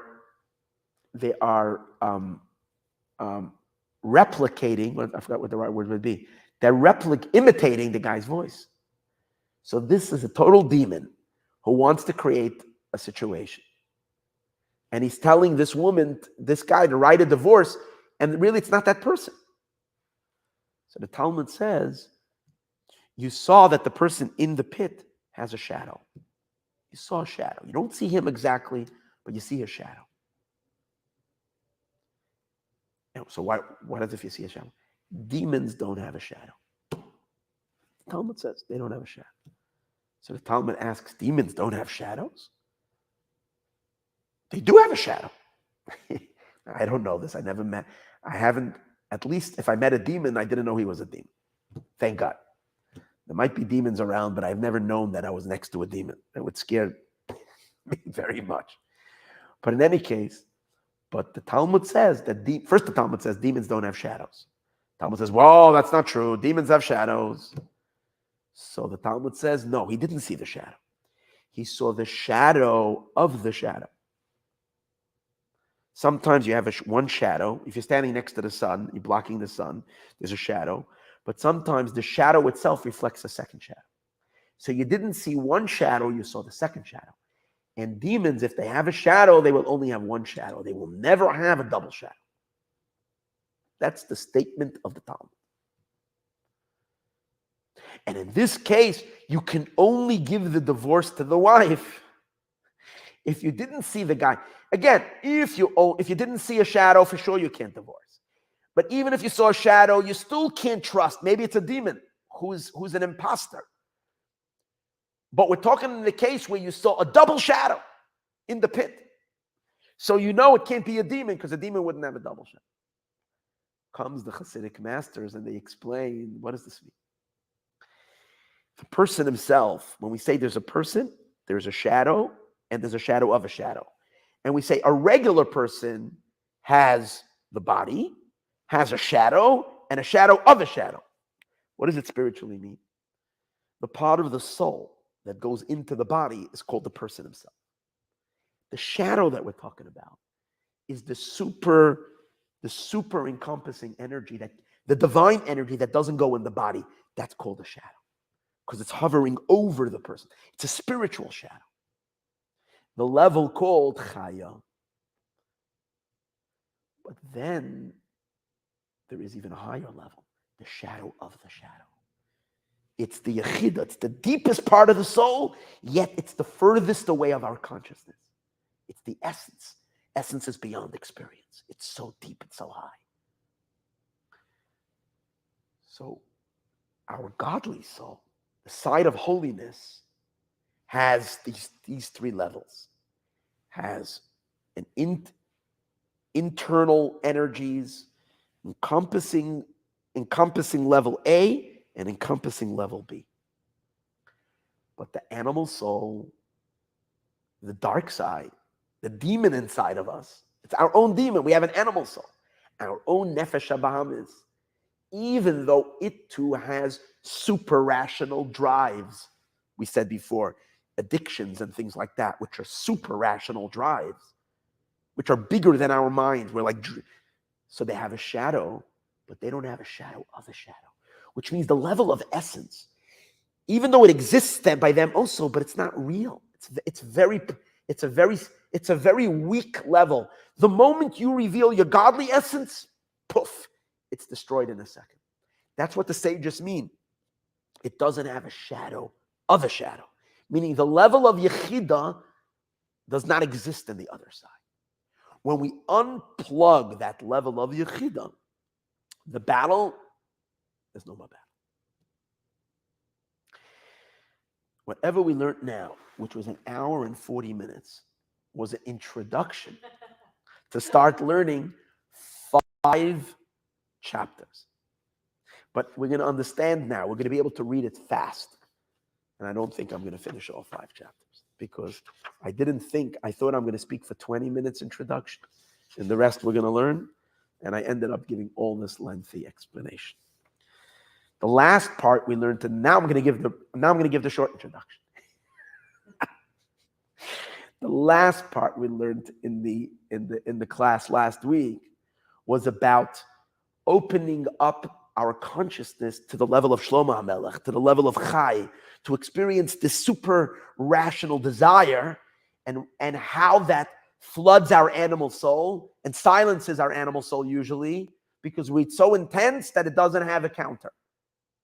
But we learned last week that even though it floods it, it can still come back. That was the last thing we learned. Now we're going deeper.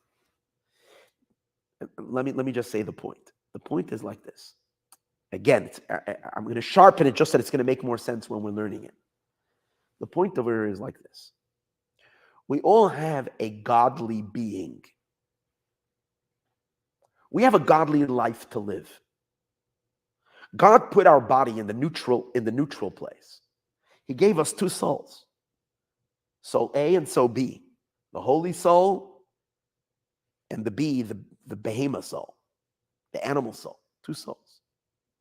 As the consciousness of these 2 souls filter in to make up our human consciousness, because our human consciousness is a blend of these two forces. That's why we have good inclination and evil inclination. However, here's the question. Here's the situation.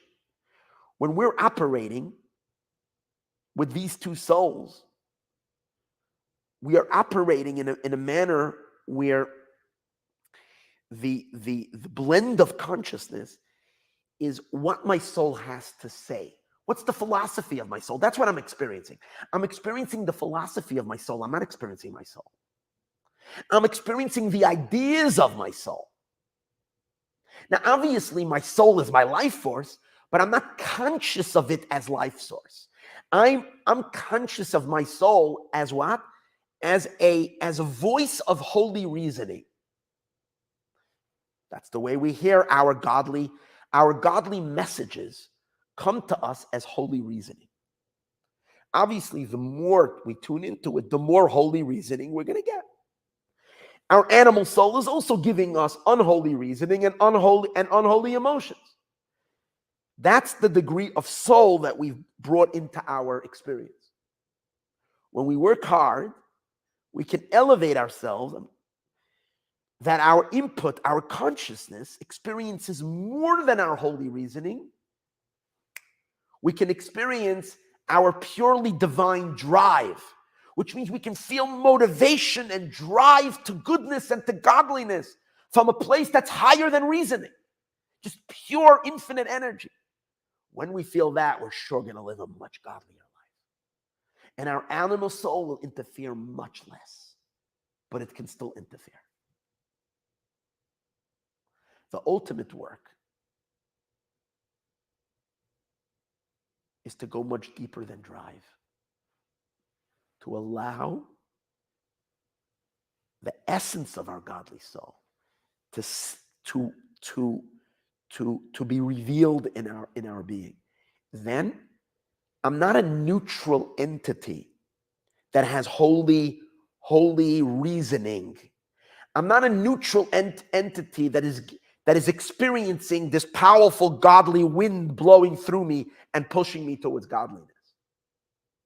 My identity, who am I? I'm an expression of God in this world. That's my identity. Everything else is completely flushed out. It's more deeper than flushed out. Once that's revealed inside, everything gives. And that's, by the way, that's b'chol levavcha, with all my heart. That's when I have holy reasoning. B'chol nafshecha is when I have holy drive with all my soul.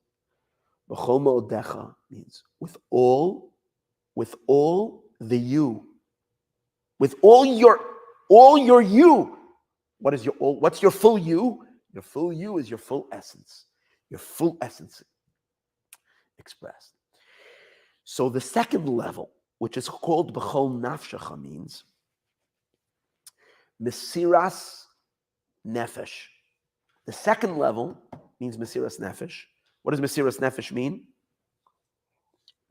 You're giving yourself over completely to God, right? Mesirat nefesh means you give yourself over to completely God. But to what are you giving over? On the second level, not on the third level. You're giving yourself over because you're taking your entire power of drive, your drive and your will, you've given over to God. That means my entire drive is for you, God. I have no other desire but for you. I'm driven for you. I give myself over on the level of drive.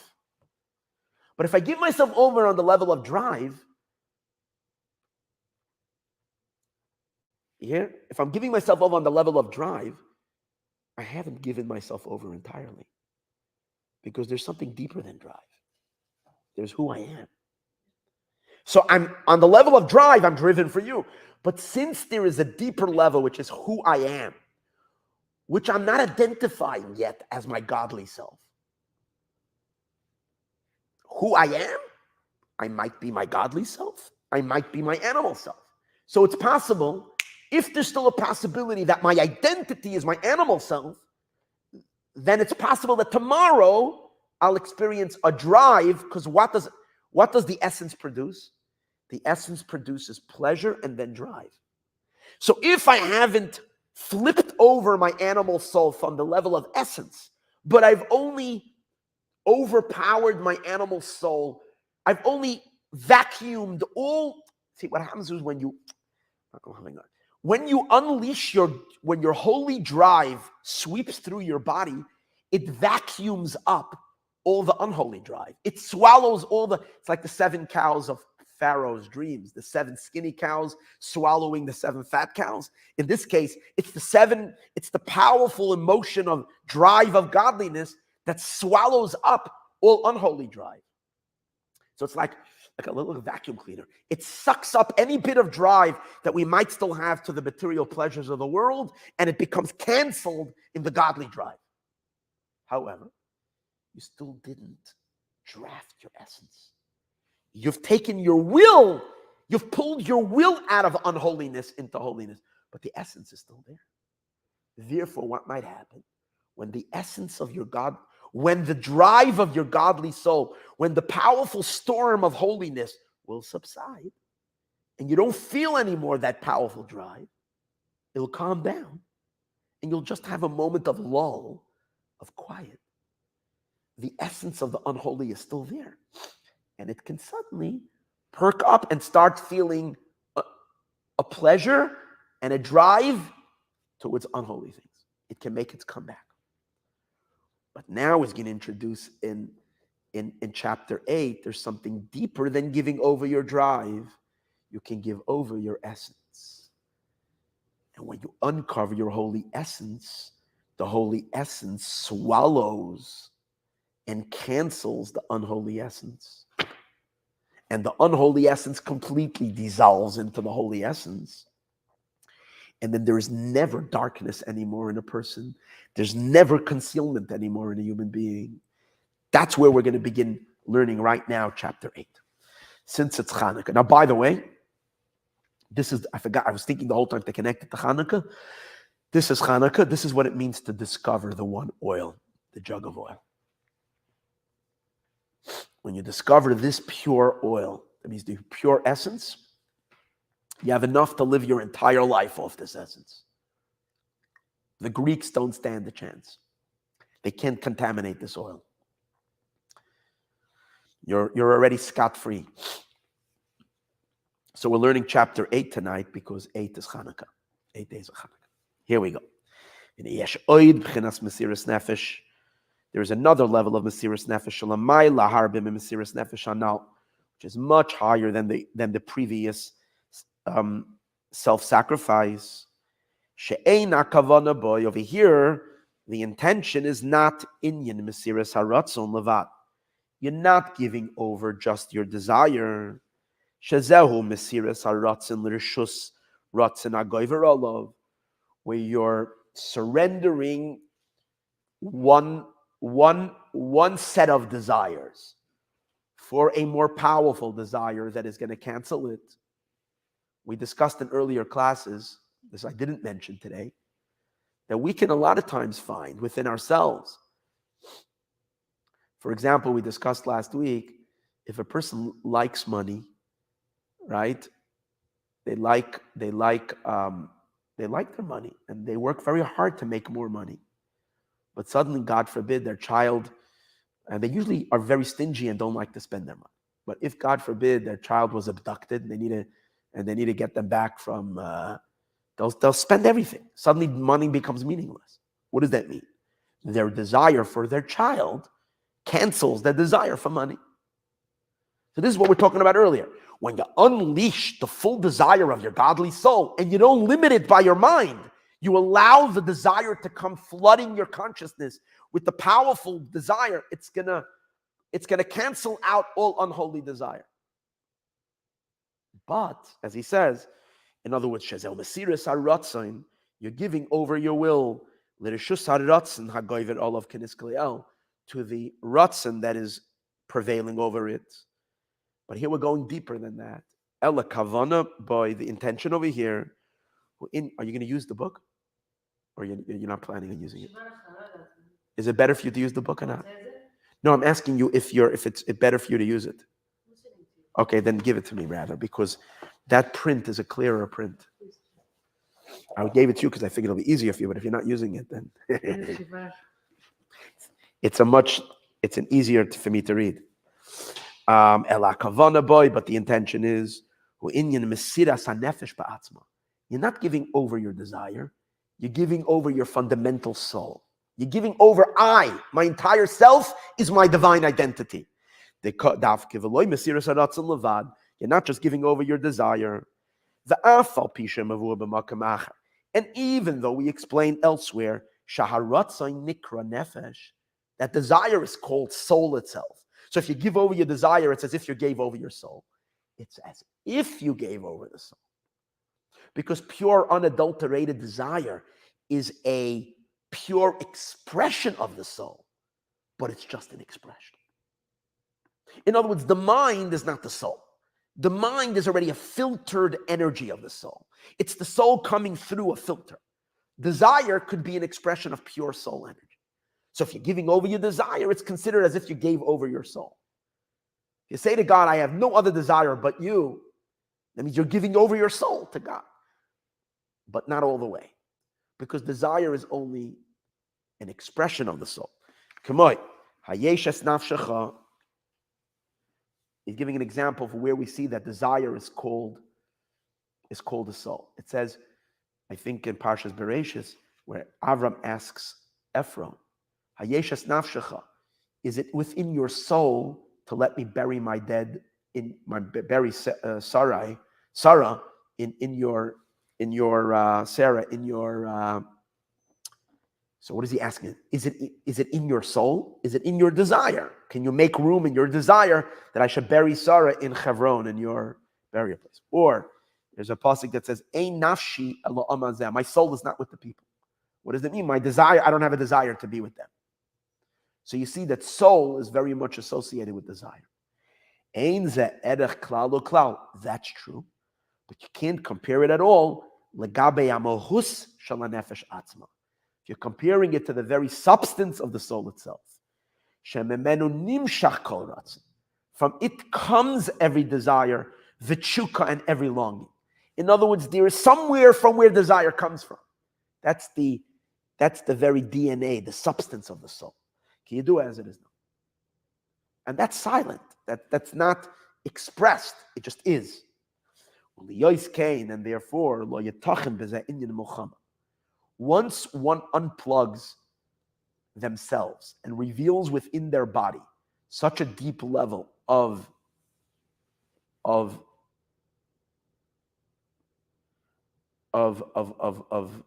their divine soul, there's no more war. V'nitzuach, and there's no more victory shall beis ritzainos, from two conflicting wills. Because the whole war is only when there's two conflicting wills, right? There's this will and that will. You're going much deeper than will. There's nowhere from where an unholy will can come from, because you've claimed your identity already. As long as you're dealing with will and desire, so one will can overpower the other one, but then the other one can come back again until it converts it. Fine. But here it's much deeper. We're dealing with a much deeper level. We're dealing with the soul itself. That's the source of the will, a tshuka and longing. Can you do as it is known? In Kain moving, it's understood that when we're talking about comparing it to the essence of the soul itself, all wills are all equal. In other words, the soul itself, a big will and a small will, is all because the soul is above even desire, any kind of a desire. From it's almost like to the soul itself, the desires are considered all external. As the soul's reveals itself into our consciousness, yeah, desire is very much, pleasure is very much, but the soul is higher than all of that. And therefore, to the soul itself, there's no difference between a big desire and a small desire. On this level of soul, the soul is not made up of many desires. God forbid. The soul is simple. It's above it all. So you can't say that since a big desire, you might say like this, that in the soul itself, the desire for life is a big part of the soul. And the desire for money is a smaller part of the soul. The soul is beyond any desire. It's just that you can say you can say that these two desires are in conflict. One will overpower the other. That's all if we're still living on the outside of our being. You're not living inside your soul, you're living outside. Our soul is informing our consciousness, but our soul is still outside of our consciousness. Our essence of our soul is still above our consciousness.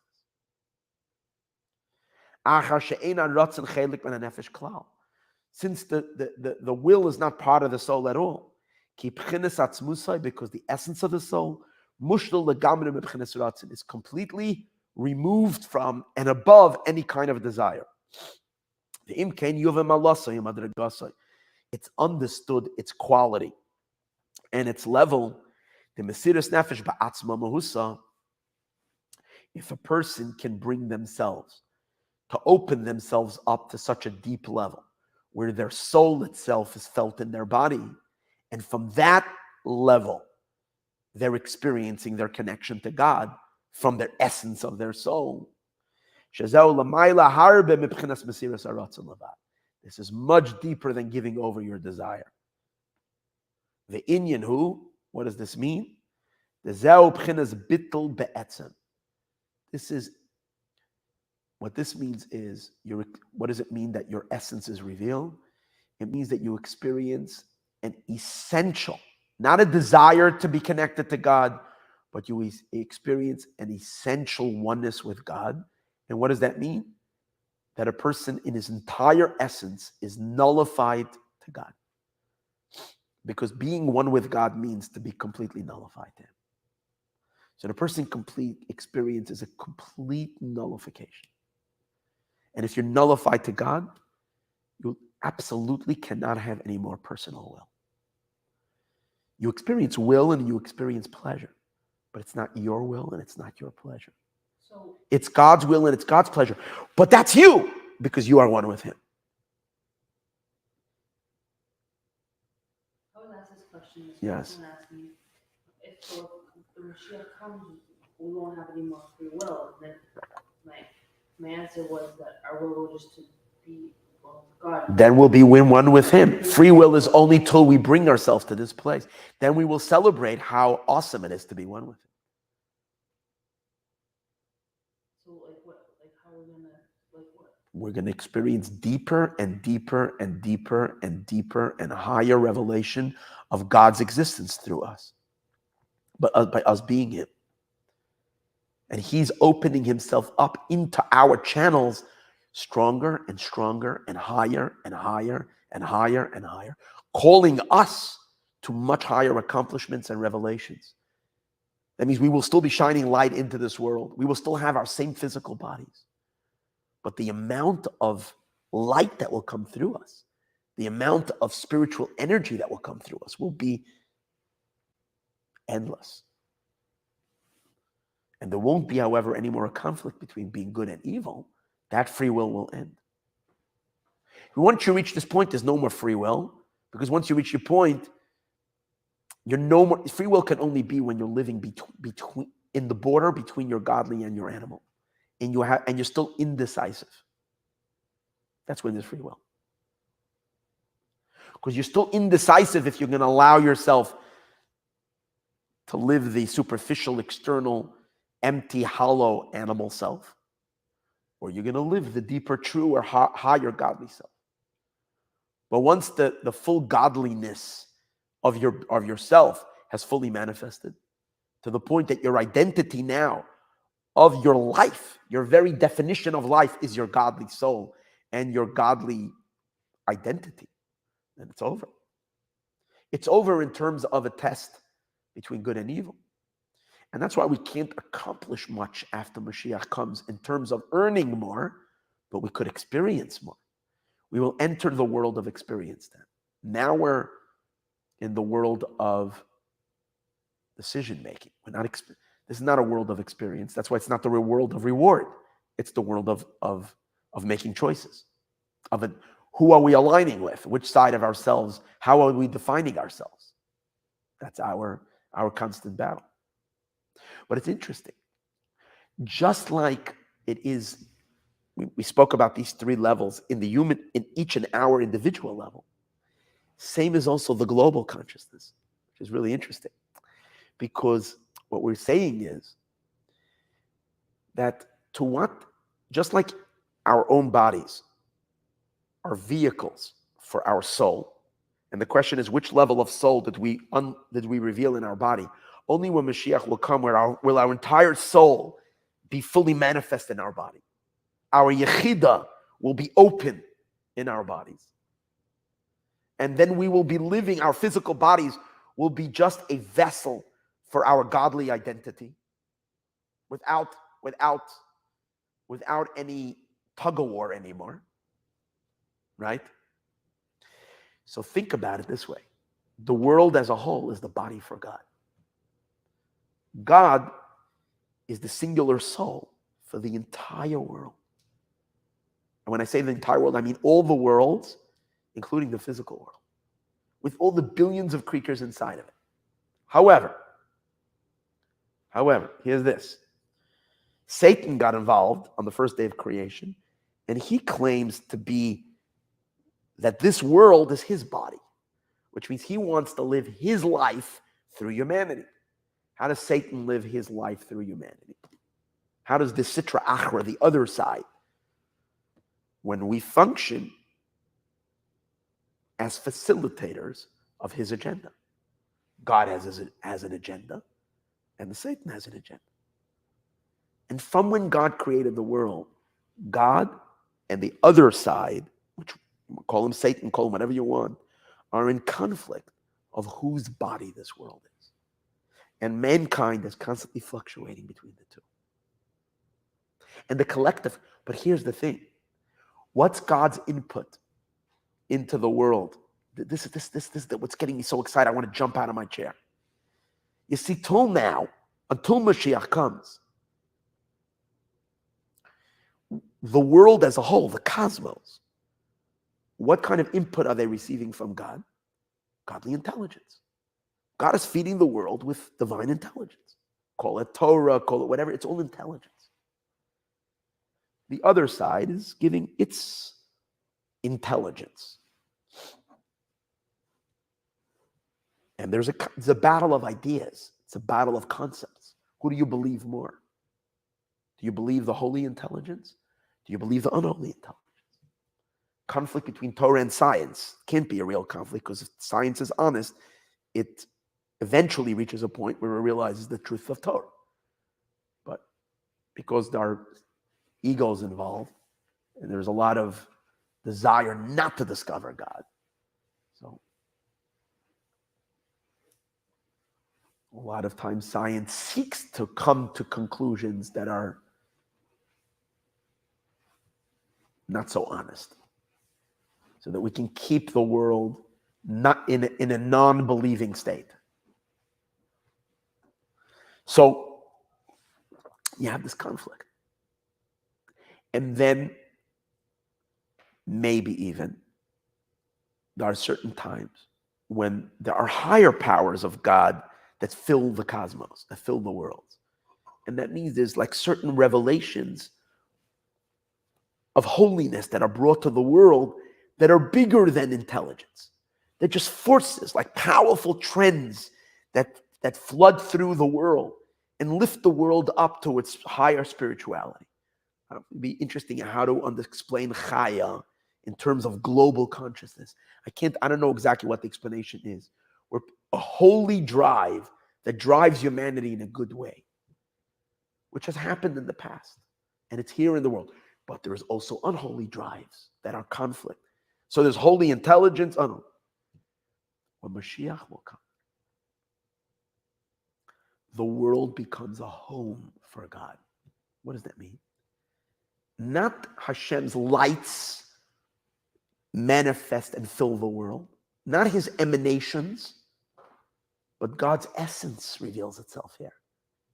God moves into the world like a person moving into a house and says, this is my home. And that means everything in the world becomes like just a body for God. Everything.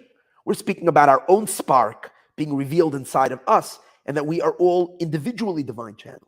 But on a collective scale, the entire existence is now open to God's very essence.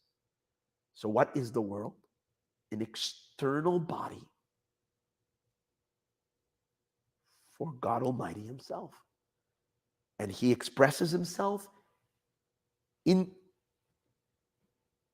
this body and reveals himself. In that reality, there won't be possible for anything to operate in any other way but for the divine will. Because it becomes clear this is his home. This is where he is. Just like a person in his own home doesn't have conflicting wills. You know, if you're, God forbid,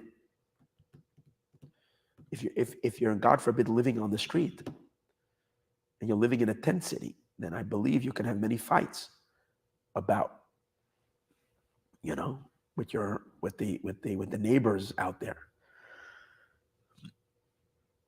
of how it should be. You know, you want to play the music, the other neighbors, I'm talking about in a homeless camp. Shut the music, it's 10 o'clock, it's quiet time, it's time to sleep. Person wants to use the bathroom over there, right over there in front of the other guy's tent. He gets really angry. What are you doing? You understand that this comes because it's not. But in your own house, everything in your home is according to how you want it, because it's your house. Unless you're married, and it's according to how your wife wants it. But that's also because she's you. She's the better you of you. But that's the point. It's your home. Once God moves into here, what does that mean? It becomes crystal clear. His identity is it's not just divine illuminations and radiance that fill the universe. It's God himself. And it's his home. It's not influencing it from the outside, like sending lights into the world.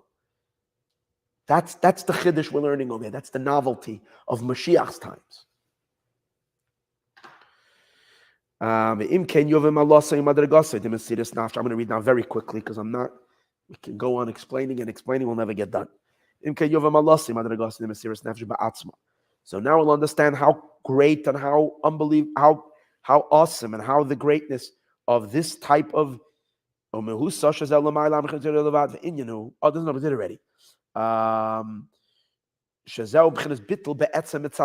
this is the essential bittul. It's when the entire person becomes converted to something godly. It's not like the unholy became overpowered by some other power. It's fundamentally changed. The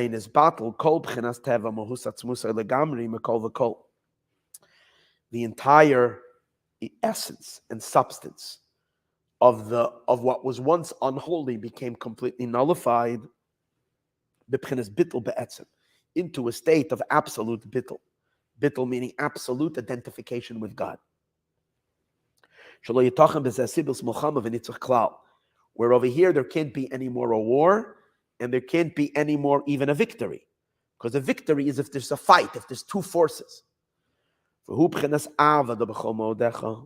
And this is the type of love. Remember we said before, it's in Shema, it's the third level. Which is the absolute Mesiras Nefesh. It's the complete self-sacrifice, which comes after we said with all your soul. To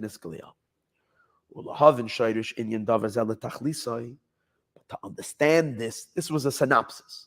To understand this to its utmost, he's going to bring an example of where we see. Once this happens, he's going to give an illustration of where a person has intensified their holy desire, and as a result of that, he's going to bring an example of two righteous people. Both of them are living perfectly godly lives, internally and externally. Both of them are only doing what God wants. They're living the life of their godly soul. But there's going to be a major difference. Because one of them is living b'chol nafshecha, and the other one is living b'chol ma'odecha. One of them is living on a level where where their holy desire canceled all their unholy desire. And the other one is living on a level where their essence of their godly self was revealed. And as a result of that, it canceled the essence of their animals. And I'm going to give you just briefly, where he's going to say the difference is. The difference is like this. If a person has overpowered their desire for God over every other desire, their spiritual quest for serving God and doing mitzvahs and doing holy things has completely consumed them and canceled all other physical material desires, yet, if for whatever reason they were supposed to have breakfast and they sat down and were ready to have their meal, and their whole desire is just to pray and to do mitzvahs, and someone took away their food, and now they're left without breakfast. Although they won't make a massive fuss about it, because if someone grabbed their siddur book or doesn't let them pray, they would be very, very upset. But if someone took their breakfast is not so important. They don't have such a desire for breakfast. However, silently, there's a little pain. It bothers them. because I was planning to eat now. I was ready to eat, even though it's not a major desire by me. What does that mean? There's still a little pleasure left in the food. And when you stole my French toast, it still bothers. So even though I don't feel it as a massive desire, I can do without it. It's not going to destroy my day, but it causes me a little bit of pain. He's going to explain something very interesting. How do you know if there's no desire at all left? Is to see if you take away that thing, if you feel pain. Sometimes you can be doing things and not feel that they give you any pleasure or any delight. But that's not a proof that you don't really have any pleasure in them, because pleasure can be very subtle. So a person can think, I only have pleasure in a mitzvah. I only have pleasure in prayer, in study Torah. I couldn't care less about food. I couldn't care less about any other. I need to live, so I have to eat, but I don't have any pleasure in it. That's not where my pleasure is. I've extracted all the pleasure. You can't always tell from the realm of pleasure. What you could tell is if it hurts when it was taken away. Because pain and pleasure, he's going to explain now that pain and pleasure are the two opposite sides of the same coin. If you have pleasure in something, you have pain when you don't have it. If you don't have pleasure in something, you don't have any pain in it. So as long as a person has only converted their unholy pleasures with holy desire, with holy pleasure and holy desire, and you didn't change it on the level of essence, that means that subconsciously there's still pleasure there. You might not even realize it, but how will you realize it? If a person has a physical loss, it still bothers you. If something happened in your life that kind of made things physically harder, it will hurt you. The ultimate tzaddik, whose entire identity is godly living, feels no more pain in anything in this world taken away from them. It's such a high level. It's called the level of shivisi. There's a verse that says, Shivisi Hashem lenegdi samen. I place God before me always. The Baal Shem Tov teaches that shivisi doesn't just mean I'm thinking about God all the time.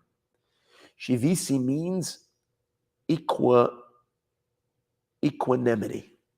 What does equanimity mean? That the person experiences a complete equanimity in their life. Whatever happens to them is equal. I have lunch, it's good.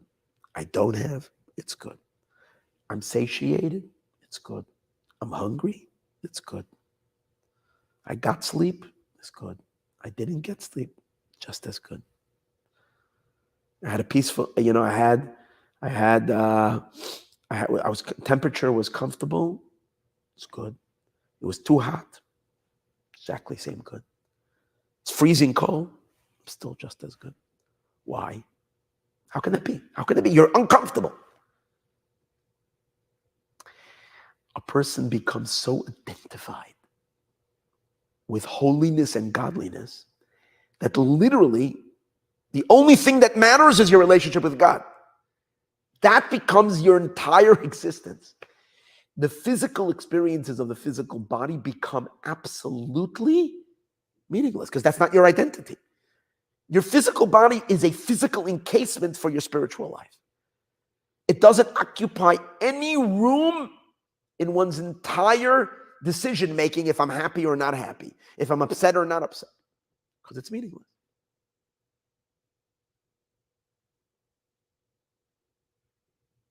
Literally meaningless.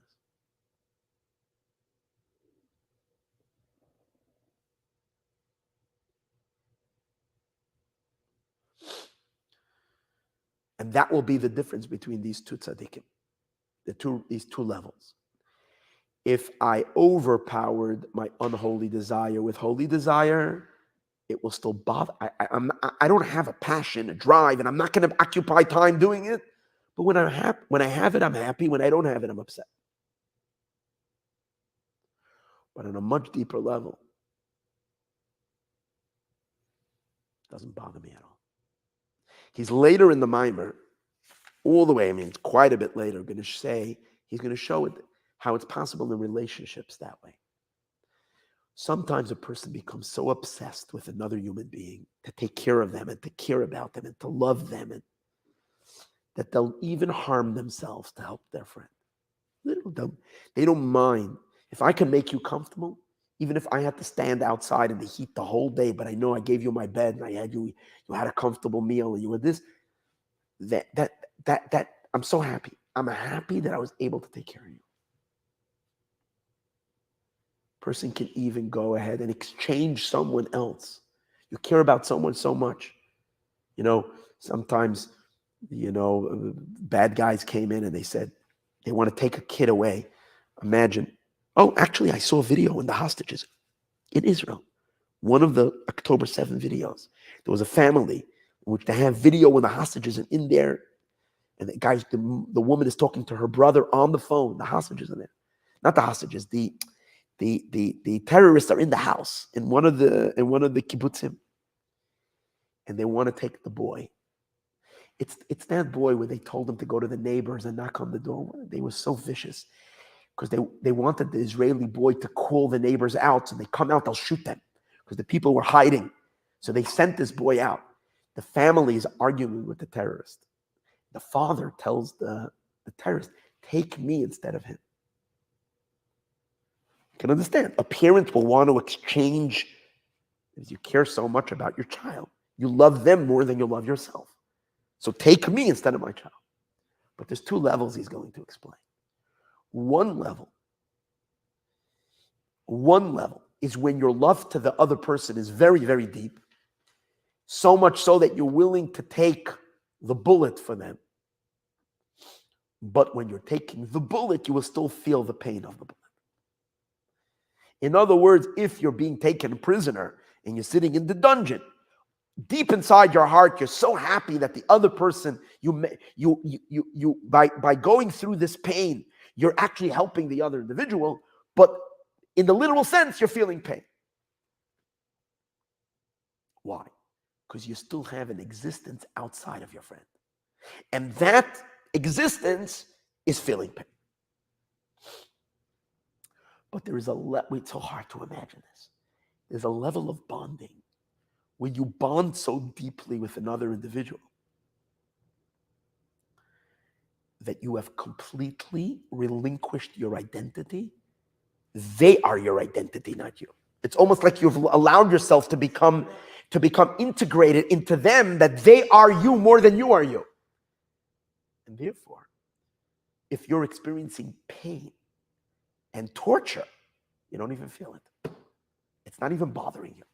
Doesn't hurt you in any way, because the thrill of the freedom and the light that the other person is getting now and not in that state fills your entire consciousness, and it leaves no space for anything else. That's a connection of essence. He says King David and Yonatan had that relationship. Avas Yonasan and David, like this. They became one. Imagine such a level of Avat Yisrael. Can't wait. This is the way we're going to love each other when Mashiach comes. That you can experience giving something to someone, exchanging it for not, and yet not even feeling anything because you're just in ecstasy because the other person is in a good space. The same as it is with others, it's with God as well, obviously. In the end of the discourse, he's going to explain how the 10 martyrs, and I mentioned this last week, the 10 martyrs, Rabbi Akiva, who died al Kiddush Hashem, felt no pain when they were being tortured to death, because they were in such ecstasy that they're doing the mitzvah of Kiddush Hashem. They so identified only with their godly essence that their physical identity was only an instrument for a mitzvah. And now their physical body was allowing them to do a mitzvah. What was the mitzvah of the physical body? For the physical body to be tortured to death, that was the mitzvah. They only felt the mitzvah of it. They didn't feel anything else. There was nothing to their physical body outside of the mitzvah. This is so wild. Imagine us becoming so godly to reach that point that there's nothing other than us than just being a vehicle for God. This is the level of Yechida that he's explaining. This is Mashiach. The Rebbe bases so much of explanation of what Mashiach consciousness on this discourse of the Mittler Rebbe over here, explaining the ultimate depth of Yechida, of digging out. And the beauty is, we all have this in essence, but it's hovering above us. It hasn't manifested into consciousness. Mashiach is when we open up, when all the external layers are peeled away, and this essence moves into our vision, into our. Okay, let's read to understand all of this. Letachlis to its fullest. We first have the preface. We will understand it by first explaining what means hishtavos. What's hishtavos? Hishtavos means, as we said, what was the word I used? Equanimity. What does that mean? And the idea is like this. We see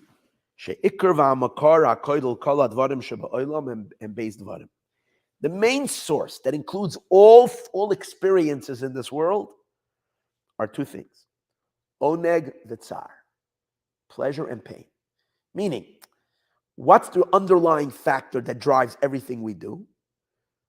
We're drawn towards that which will give us pleasure, and we avoid that which will what? Give us pain. Right? So immediately when we come somewhere, we try to seek out. You're buying a ticket for the plane.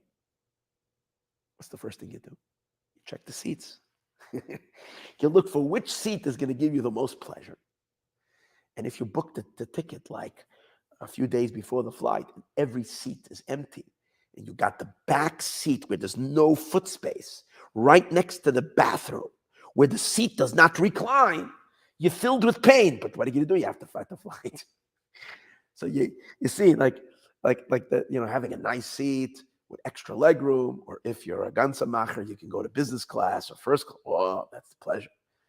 The opposite is to sit scrunched in the back and get off last and be the last one to board. And as a result of that, they take away your baggage too, and you still have to wait. So we all understand, like that. And what does everybody try to do? Everybody tries to improve their chances for pleasure and minimize their pleasure, their chances for pain. These are the underlying factors. But he's going to explain that they're really just a flip side. In other words, whatever it is that gives you pleasure, if you have pleasure sitting very comfortably and being able to spread yourself, and so then you have a lot of pain. The more opposite that is, right? What if your desire is to bring Mashiach? That's still also self-fulfilling. So then you have pain. Then you have pain from the fact that Mashiach is not here. This has nothing to do with holy or unholy. This is a fact. Pleasure is the positive experience. Pain is the same is the flip of pleasure. Where what is giving pleasuring, what gives you pleasure is lacking, the void of pleasure creates the pain.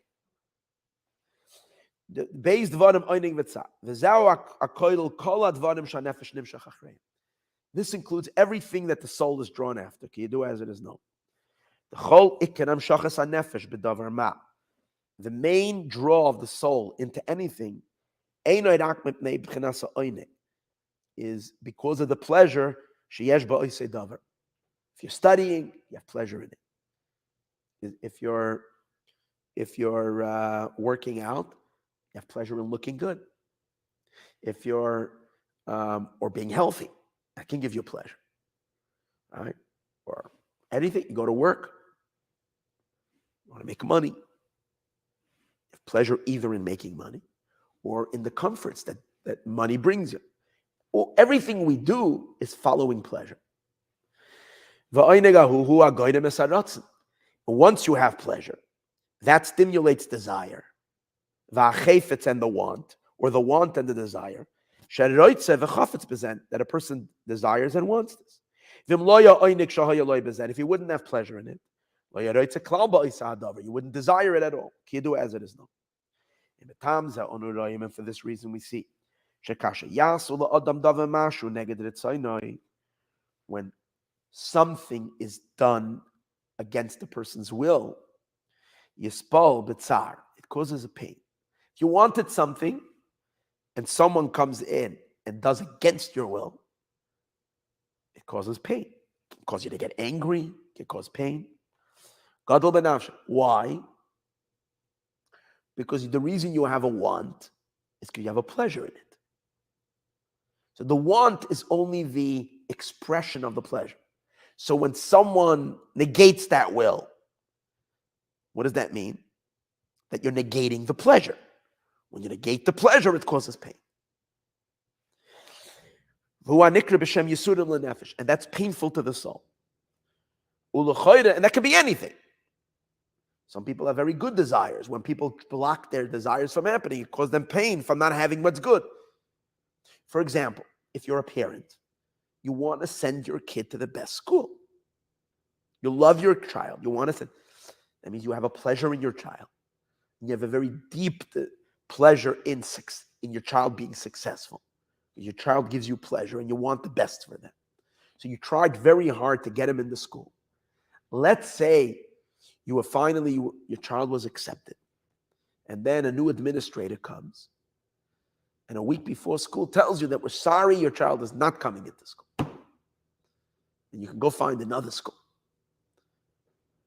They went against your desire. You're so much, it causes enormous pain. You'll get angry. You'll fight the person. Then you'll be frustrated at night. You can't, it hurts. Why does it hurt? Because you have pleasure in your child. And now you're negating my success. I see my child being successful through being in this school or something like that. And that's in anything. I'm just giving an example. First, he's going to ask a question. Why should a person get so much pain? And when it pains, what it really means, it's as if someone is pinching your soul. It's as if someone is clamping your soul.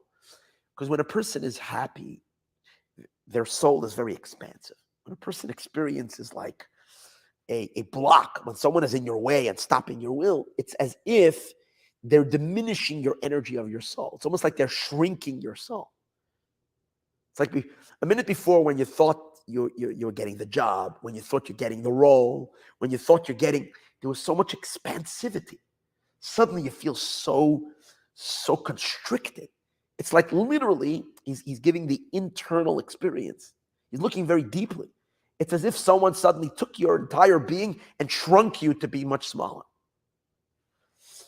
Begiron gomer, to diminish the person. The nikran, it's called ruach nitke. It's called a broken spirit. It's called ruach nitke, a crushed spirit. Ruach nishbara, or a broken spirit. Can you do it? So he asked the question. The soul is spiritual. How can you speak about a spiritual being being broken? And you realize that. Sometimes we go through certain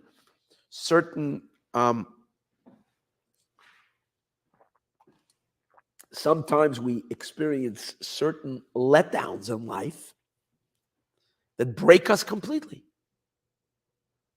Break us completely. How can it break a person? It's obviously not breaking you physically, it's breaking you spiritually. How can a soul be broken? And what causes it? Because it was done against your will.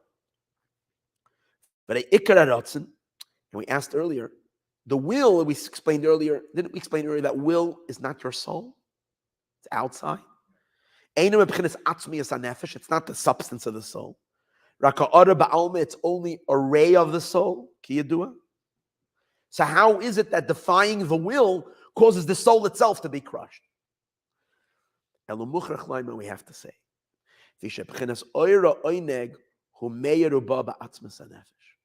pleasure is deeper than desire, than will. Pleasure is kind of rooted in the essence of a person's soul. The soul is not pleasure, but the first experience of soul, the first emergence of soul is pleasure. Based on that pleasure, we spoke earlier, very subtle, deep undertone of pleasure, comes the desire. So the soul itself fuels the pleasure, and the pleasure is consistent with the type of soul that it is. And the pleasure drives the desire. So when you're negating the desire, you're really negating the pleasure. And when you're negating the pleasure, you're poking the soul. So al kain atzar, therefore the pain, shu hepech ha'oinig v'haratzin, that's opposite the pleasure and the desire, oise giroin ha'oir, causes a diminishment of the light. Ikiyedu, as it is known, the nega oisius oineg, that the word nega, which means infliction, which means can apply to every pain, is the same letters as oneg, as pleasure, indicating that pleasure and pain are two opposites.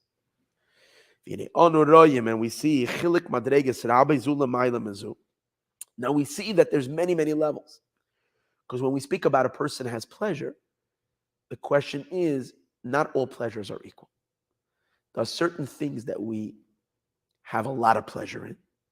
And if, God forbid, someone messes with that, it will completely shatter us. And there are certain things that we have pleasure in, but they're less pleasure. And therefore, the pain, if you bother with it, is not so intense. And every person is different based on who they are. So if there's a certain person, if you stole their lunch, or more than that, if you finished the ketchup, they were lining up to pour a little ketchup on their hot dog. And it was the last bottle of ketchup in the restaurant. And the person before slobbered their thing, and now they came to take the ketchup and there's nothing left. Forget about it.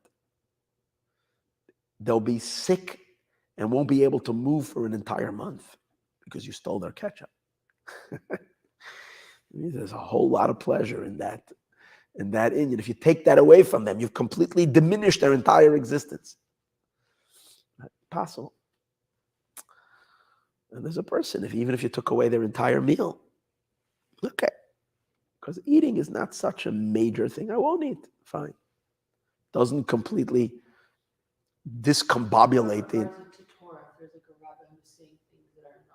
Oh, that means that your pleasure is, the deeper you're connected to Torah and to holiness and to certain, and you believe that this rabbi or this teaching is the true teaching.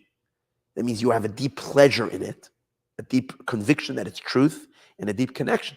So someone who comes, encounters it, one of the hardest, the deepest pains is if a person is a believer and you hear an atheist or an apostate or someone like that dismiss or make fun, or that's why, what does King David say? Those who fight God, I hate them with a hatred that I can't even tell you. I hate, because his love for God is so intense.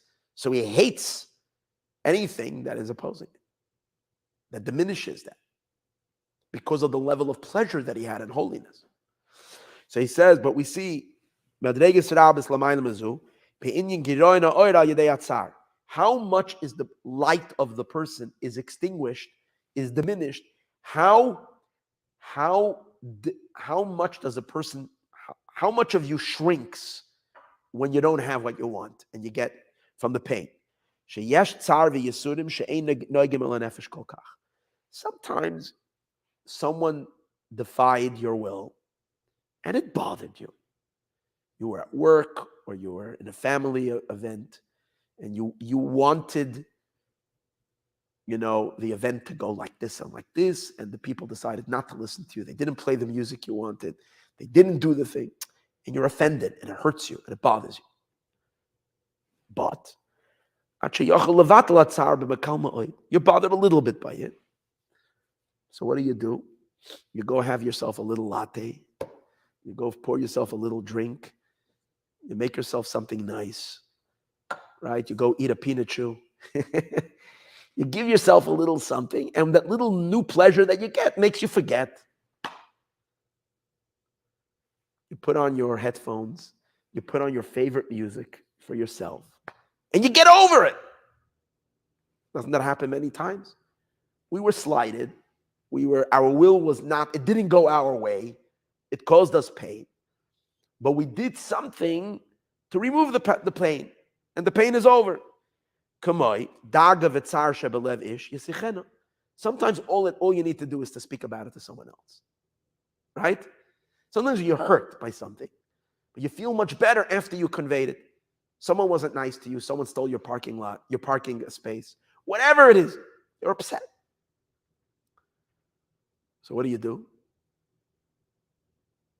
You talk to a good friend. You let it off your chest. It's gone.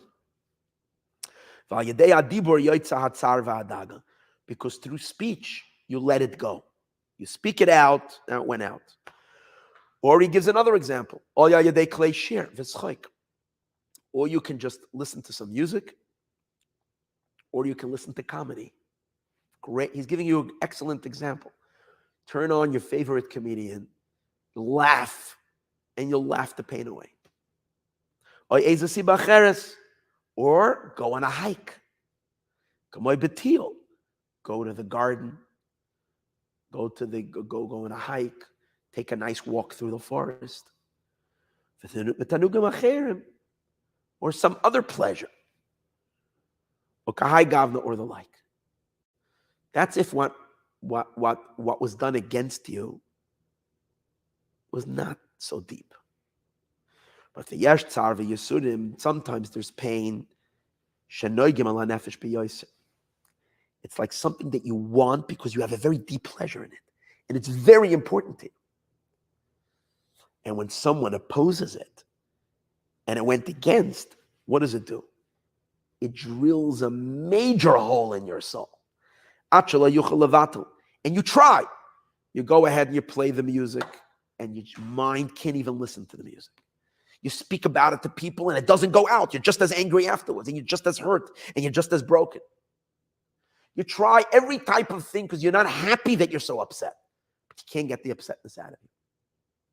That's because, obviously, the will that was challenged, or the will that was defied, is a deeper rooted will.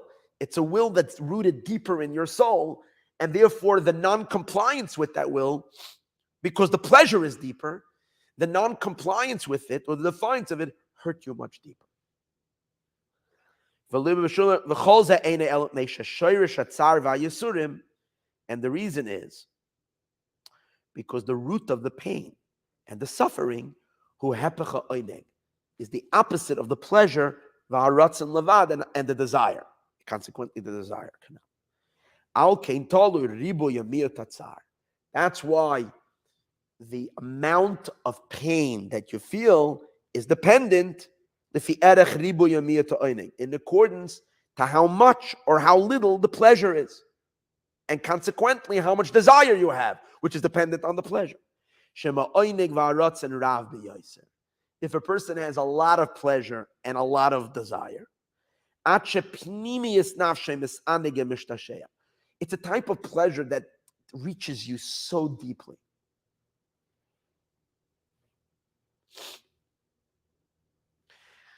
It's like your favorite singer that your entire life you're crazy about this singer. This singer gives you the most performer, gives you the most craziest sensations. And they're coming to town. And you bought tickets 6 months in advance. And then in the end, you got sick and you couldn't go. You got COVID.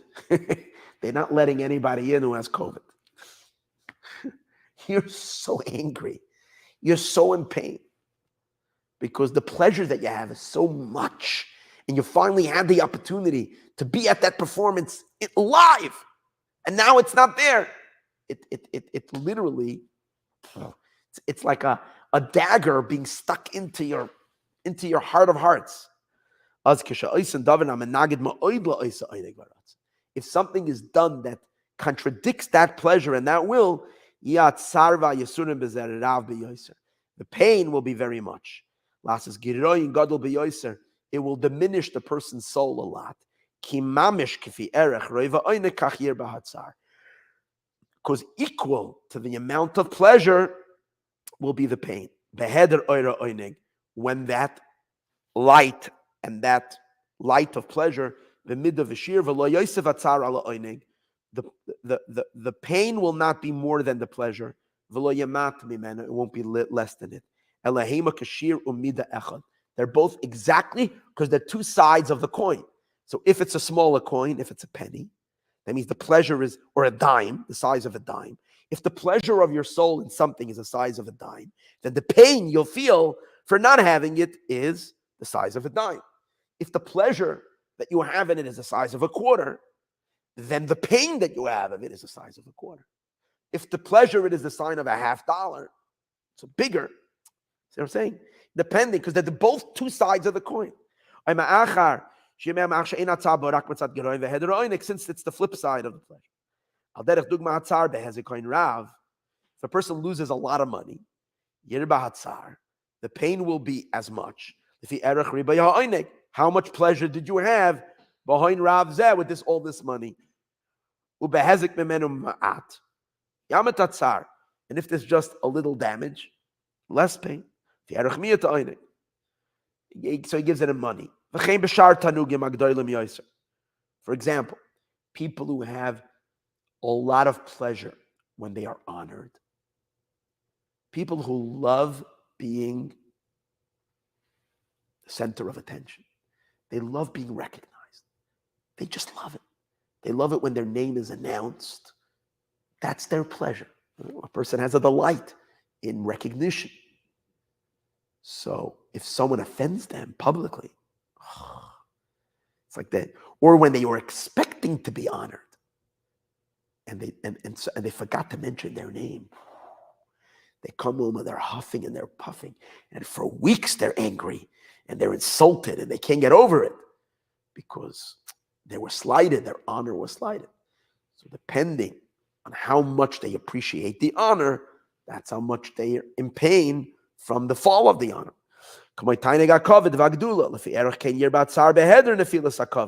So will be the pain if they lose that. Same as also in physical intimacy. How much the person has pleasure in physical intimacy, so much pain they'll have when they don't have that, or someone, whatever, took that away from them. So they get very upset about it. Talmud says that this person saw a girl, he fell in love with her, he had this incredible desire for her, and the sages, and to the point that he became sick. He was going to die out of his need to be with her. And the sages said that the question was, at least let him talk to her. It looks like there was a very strong mishmeret tatzniut then. They were very mesharim over here. They didn't. And this guy, he was a Yerushalmi with a flat hat, and he took to this girl. He saw her by the Rebbe's tish. Somehow he wasn't supposed to see the ladies section. He saw her. He fell in love with her. He became crazy. He needed to see her. And the Toldos Aaron said, "No way." They said, "Let her. The guy's going to die. Let him at least speak to her from the other side of the fence." That's what they said. And the sages said, "Better he should die than he should," because it wasn't like he was going to marry her. That wasn't going to happen. So it was just to fulfill his fantasy. And because of that, it was not permitted. But what do you see from it? He's just giving me an example that a person can sometimes die from a desire. That's how much which he can't have. Okay, Hi Gavna. The Zohar says that the worst thing you can do is to get in between a lion when he wants to mate with the female lion. Because when the lion it gets excited, gets into heat, if you call it, they call it. If anybody, the Zohar says, woe to the one who will step in the middle. It's not good always to be in front of a lion, but sometimes the lion doesn't care. But if you get in his way when he has sexual desire and you stop him then, forget about it. You're done. Arya v'aryas and kayamin, when the lion and the lioness stand. And then there is pleasure and desires that are less. To the point when you do against the will, it's not even called pain.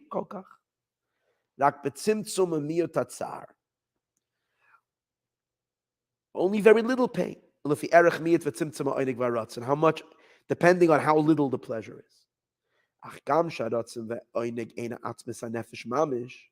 However, even though the will and the pleasure is not the essence of the soul, it's only a ray of the soul.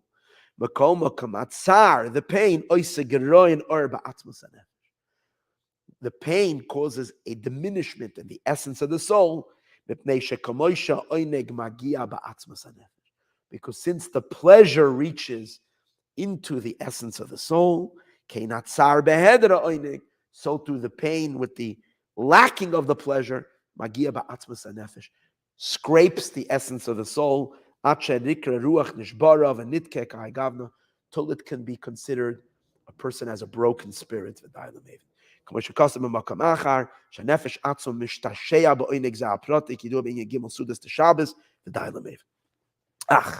However,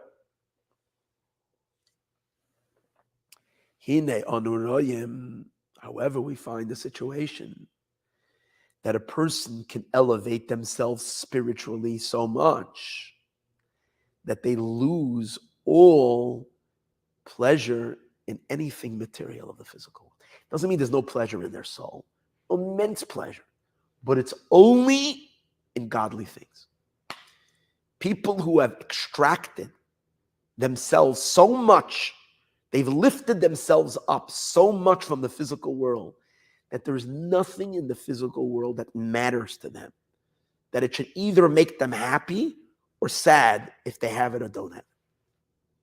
That's called, he's going to explain it, hispashtut hagashmiyut, which means they have divested themselves completely from material things. The famous story of the Alter Rebbe. The Alter Rebbe, the author of the Tanya, not what we learn every week, not the Mittler Rebbe, this is his son. When he once had a guest, the great and saintly Reb Shlomo of Karlin, who was a colleague of his, big holy tzaddik. Reb Shlomo came to the Alter Rebbe for Shabbos.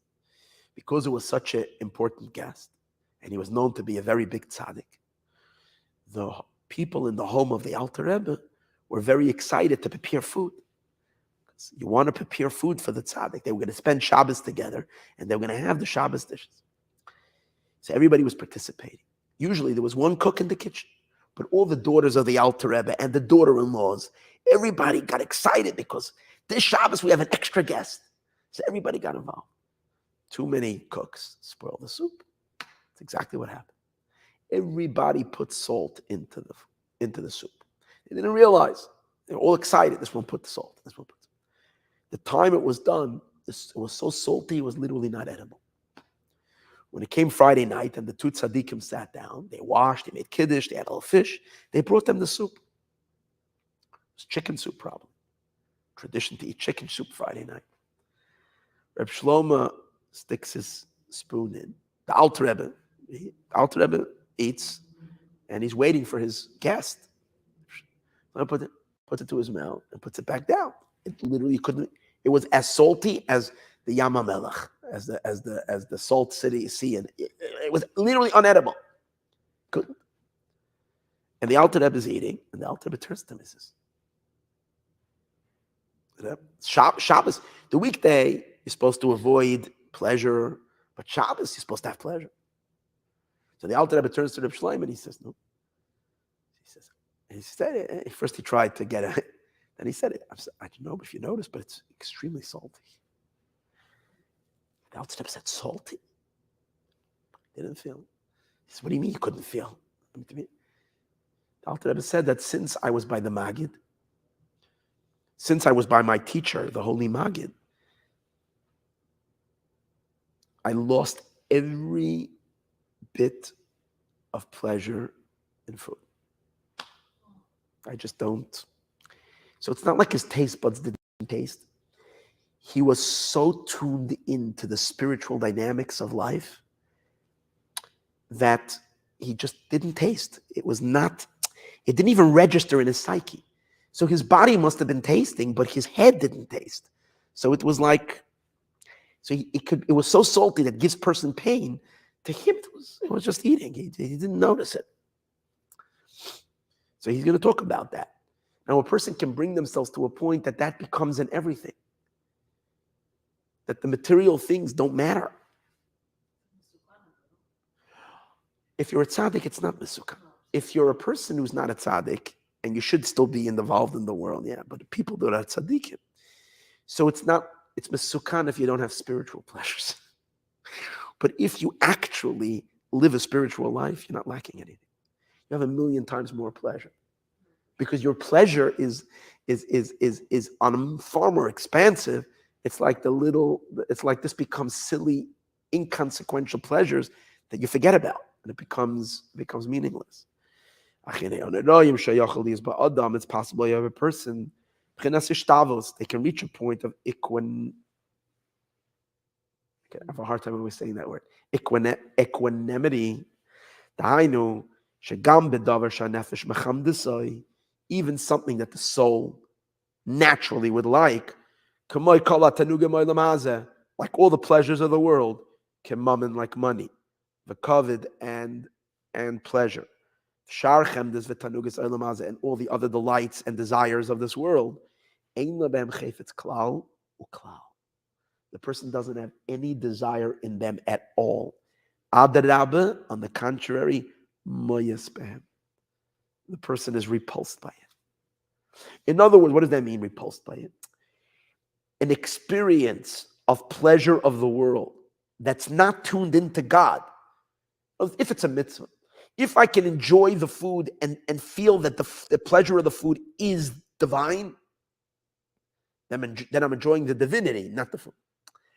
But to experience just pure material pleasures, since it's devoid of godliness, and these are people whose life is God, and therefore anything other than God doesn't interest them at all, and in a sense is an interference, so they begin to be disgusted by it. They don't want it. It's as if their soul hates it. It becomes natural to them that this is a very high level. There's nothing higher than it. It means that they've undressed themselves, even while they're in a body, from material things. Like perfect tzaddikim.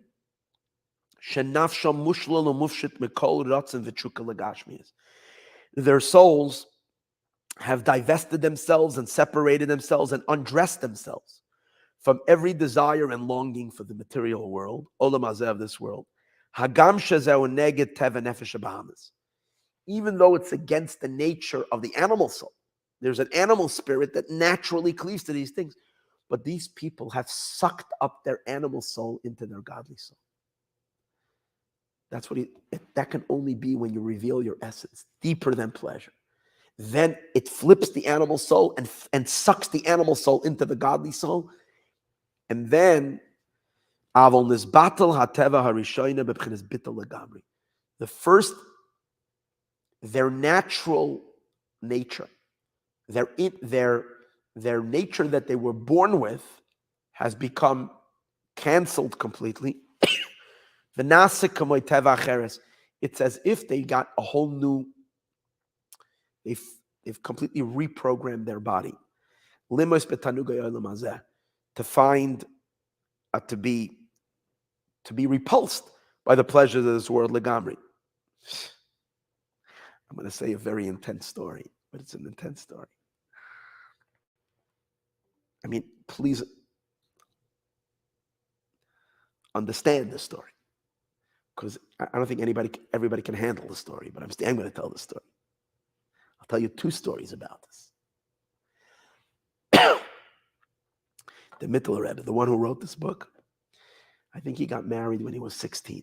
Those days they got married very young.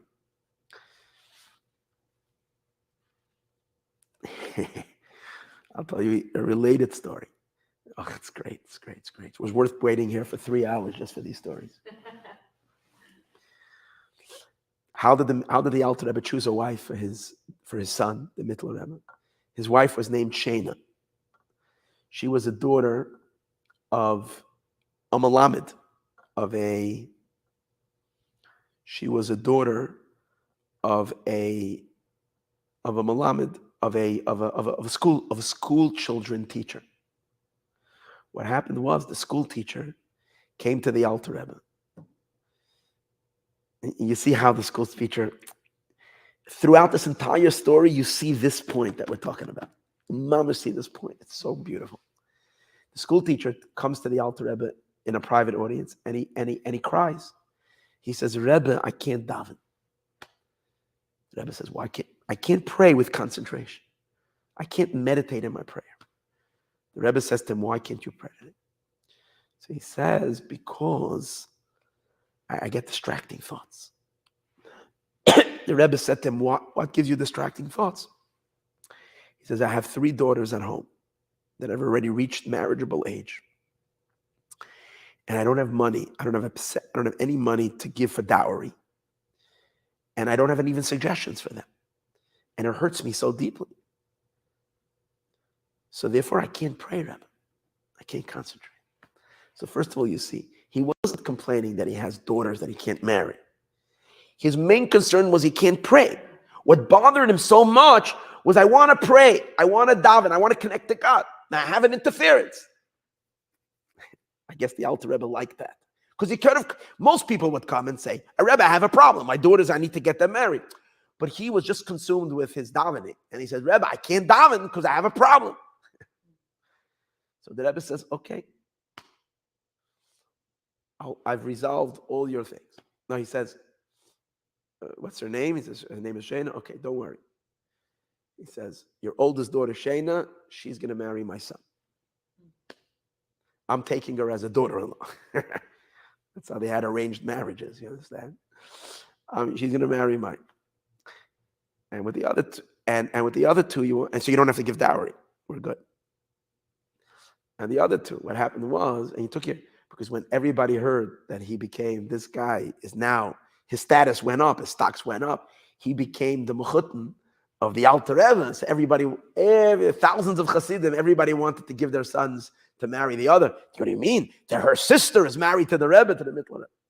Anyways, the Mittler Rebbe, when he was 16 years old, I think, or 15 or 16, was engaged. The Mittler Rebbe wanted to get married very much. Why? He couldn't wait for his wedding. Why?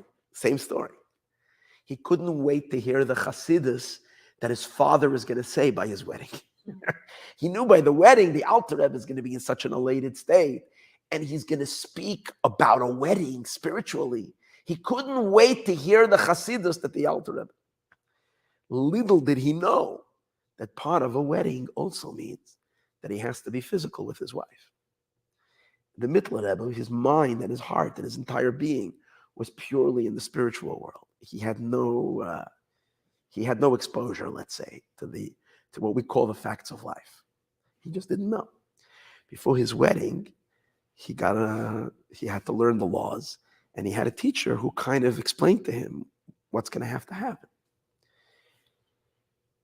The Mittler Rebbe was so shocked about this whole situation, which to him, I mean, on face value, was so animalistic and so lowly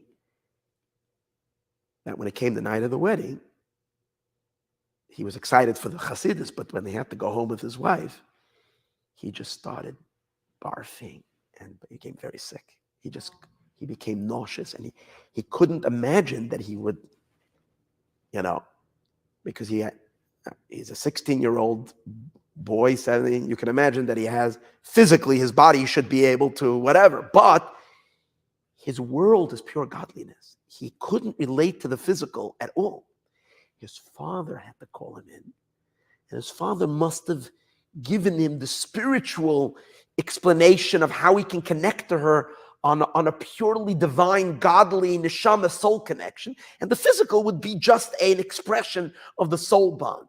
Obviously, he lived with her because they had children, right? So that's proof that there was marital relations. But it was all just a continuation of his soul's bond, not on the physical level. So you see that the Art Tzaddikim, the Mittler Rebbe, is talking about this, but he's actually talking about himself. He, the author of the book, lived in this state that his animal soul didn't exist anymore as an independent experience where physical pleasure means something. It didn't mean anything. His life is purely just a spiritual dynamic. Reb Michal of Zlotchev, one of the colleagues of the Alter Rebbe,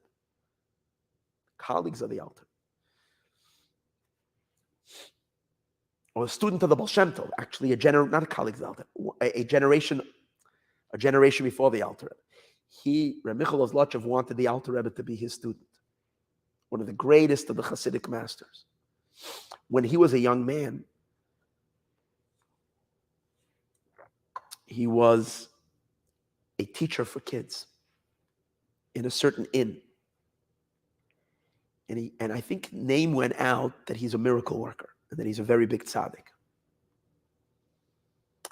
And there was a Paritz. Paritz was a Polish nobleman who met him, and I think he was blown away by him. He was taken by him. I'm not exactly sure if this part of the story is correct, but something like this. And he came home and he spoke to his wife and so on and so forth. And she was a very cynical person. She didn't believe in holy people. I guess she decided that, he's holy. That's because I didn't test him. She was a very beautiful woman. And she decided that she's going to do what happened to Yosef in this week's parsha, the wife of Potiphar, she was going to seduce him. And then she was going to show that what people say is the saintly person, he's very human and very not. So somehow she managed to get into a room with him alone. She came dressed very provocative, and she started coming close to him and trying to do whatever she can, literally like a prostitute, whatever. And Reb Michal was, and as she got close to him, he just looks at her and he just vomits right on her. See, what to ordinary people might be a desire, a want to a regular person, if you're a physical person, then physicality gets to you. And one of the desires of the world, and probably one of the most powerful desires in the world, is the sexual desire and so on and so forth. But to Reb Michal, this was sin. This was not godly. It evoked not desire. As beautiful as she was, and as crazy, attractive as she was, his reaction to it was it was repulsive. He literally he had a physical repulsiveness to her, and he vomited. And obviously, that was the end of the whole thing. And she learned her lesson and got out of there and took a shower, and that was it. But she realized the idea over here is that our tzaddikim, who to them they become so identified with the divine that outside of it nothing exists. Now it's very interesting. How can a person know if they really reach that level? If they don't feel anymore, they don't have a desire anymore for physical things. They don't have a passion. Lunch is waiting for them. They can forget about it for an hour or for 2 hours. They don't get excited about other. It's a good Mashal. Of what? Lunch. I'm giving lunch as one example where food is, where if one of the things are food, the person can be excited about food. Much deeper. Lunch is an external level, but the pleasures of kavod, as we say, to them, they have no desire that people should honor them. It doesn't quite, they honor them. But how do you really, really know that it's really true? You've really reached that point. Maybe you slightly still like it, still enjoy it, but you're not, it's just subconscious. The answer is, how do you feel? How do you feel when you thought you're getting it and it was taken away? That meaning you can test it more from the no than from the yeah. Which means from the fact that when you have it, you don't feel pleasure in it, it doesn't mean anything. The question is, will you get upset if you thought you're going to have it and it was taken away? Or it doesn't faze you one bit. Which is the pain, which is the opposite of the pleasure, which always is equal. Canal. If when it comes to matters of this world, someone goes against their will, against the person's desire, it will cause an excitement of pain or some kind of suffering. That's a sign that you still have some kind of a desire and some kind of a pleasure. That's why you have pain by the opposite, by not having it.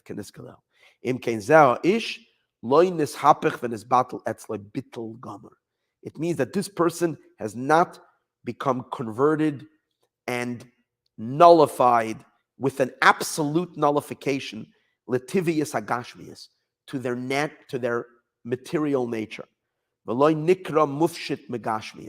This person has not elevated themselves from the material world. Adayin.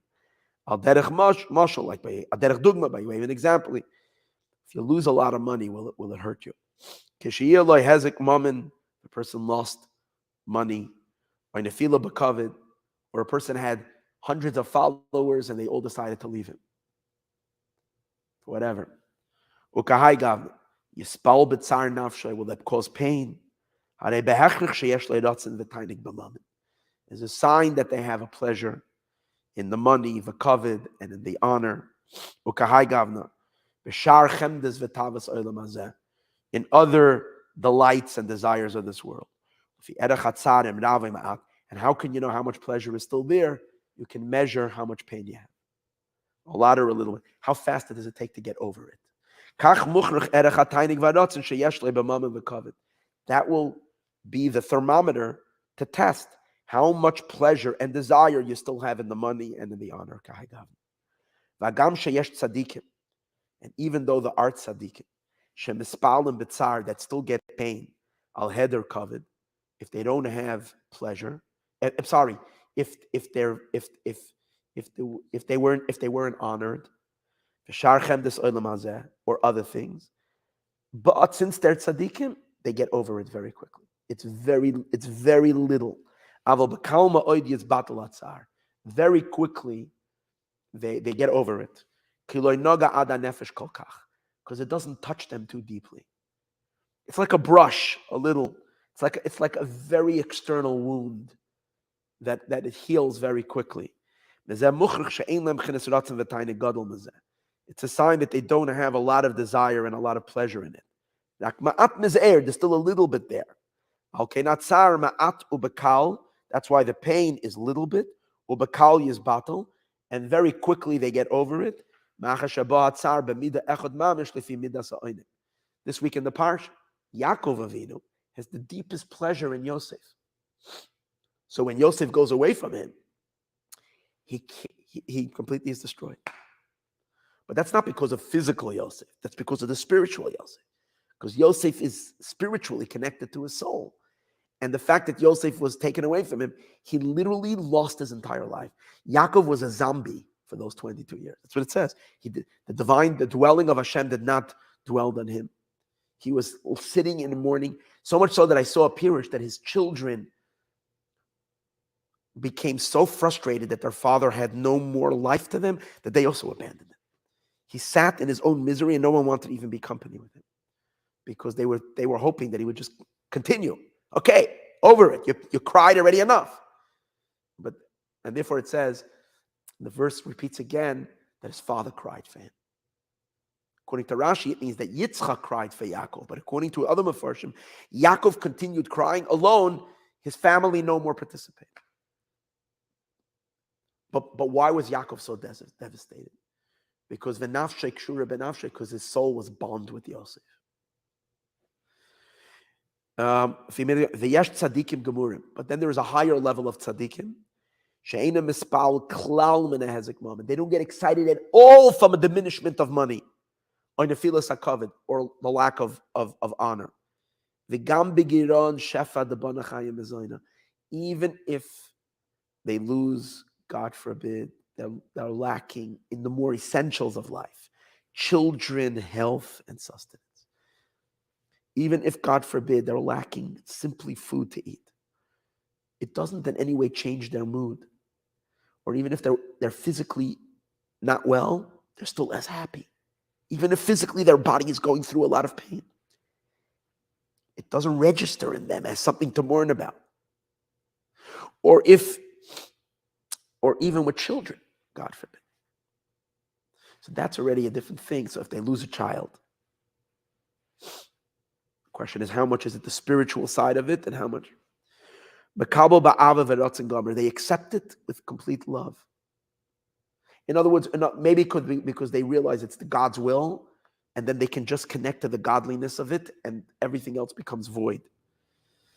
The famous story with Reb Zusha, the famous example is the holy saintly Reb Zusha of Anapali, who was best friends of the Alter Rebbe, who lived literally a life of the most. He was so poor, he didn't have anything. His family was poor. And once the Mezritcha Magid, the holy Rebbe of the Alter Rebbe, and the Rebbe of Reb Zusha, two of students of his, Reb Shmelka and Reb Pinchas, two students of his, came to ask him, how can someone thank God for the bad as good with the same excitement like thanking God for the good? It's impossible. The Mishnah says that you're supposed to thank God for bad things that happen to you with the same excitement as something good. It's not possible. So Rabbi Yusha said it. So the Magid said it's a very good question. That question you have to go ask my student Reb Zusha. He'll give you the answer. So they traveled to Reb Zusha, and they got to his house, and they never saw such poverty. They saw most, and they thought to themselves, okay, this is a guy who had one day of suffering in his life.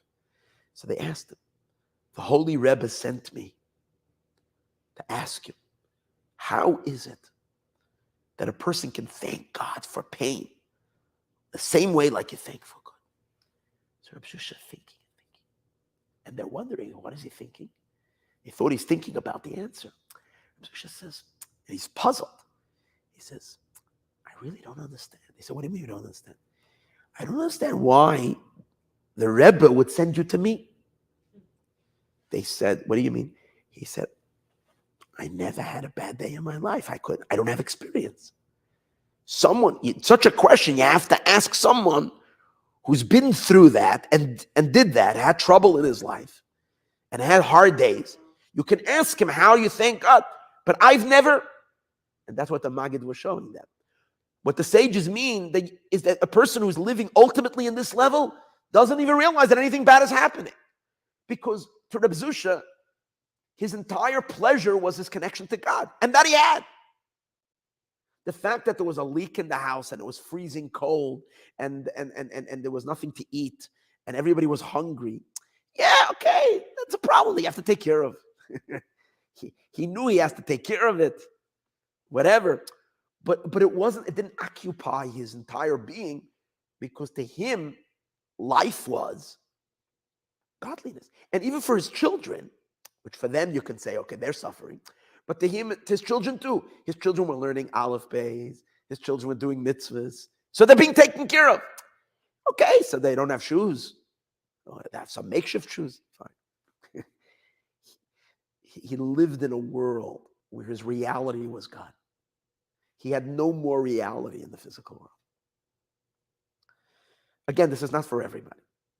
This is, yeah. It's a sign that they have no more desire and pleasure in the matters of this world.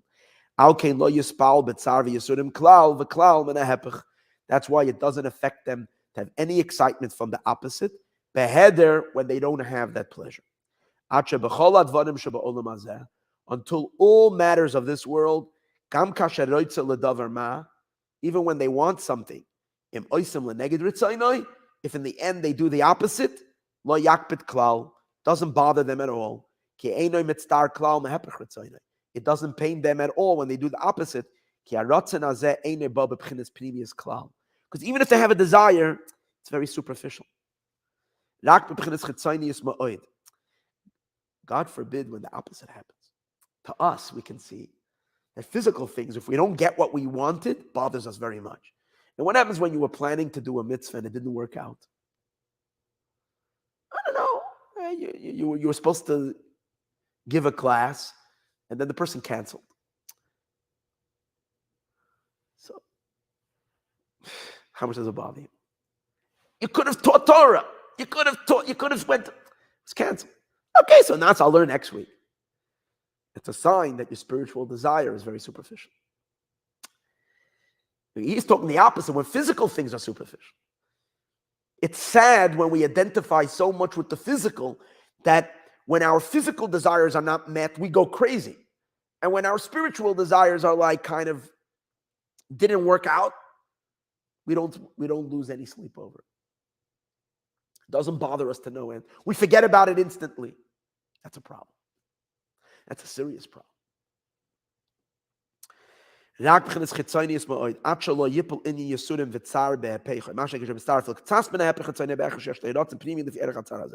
if you're still bothered a little bit, it's a sign that you have some pleasure. The nimtza comes out. Let me just complete this chapter. That perfect tzaddikim that have undressed themselves from all physical desire of this world,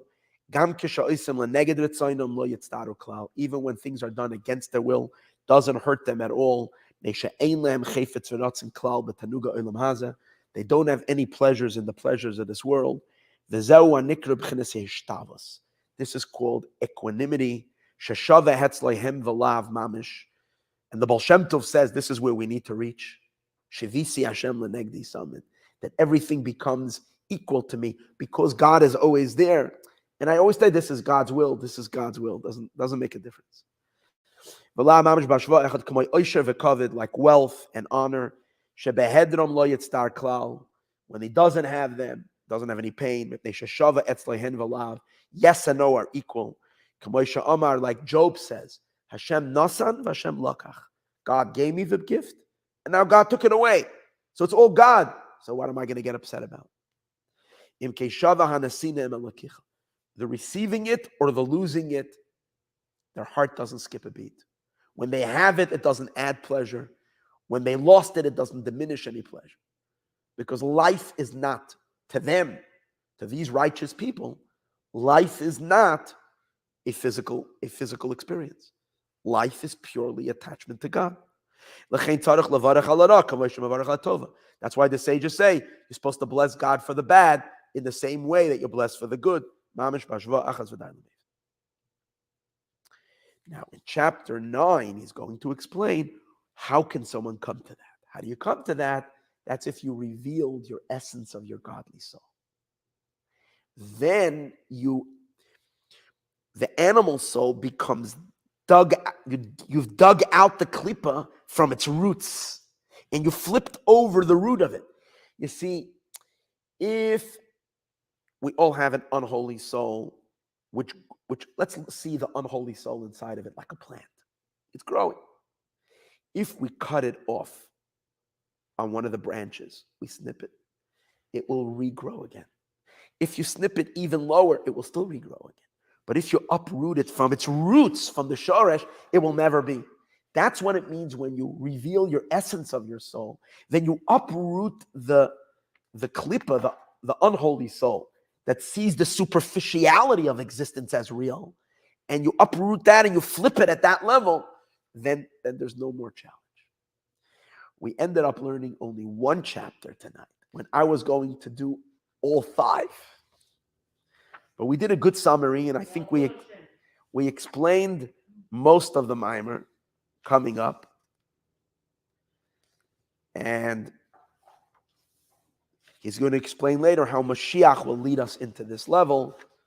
We're going to have to still spend a week or 2, I guess, on finishing this. But this mimer is worth learning well.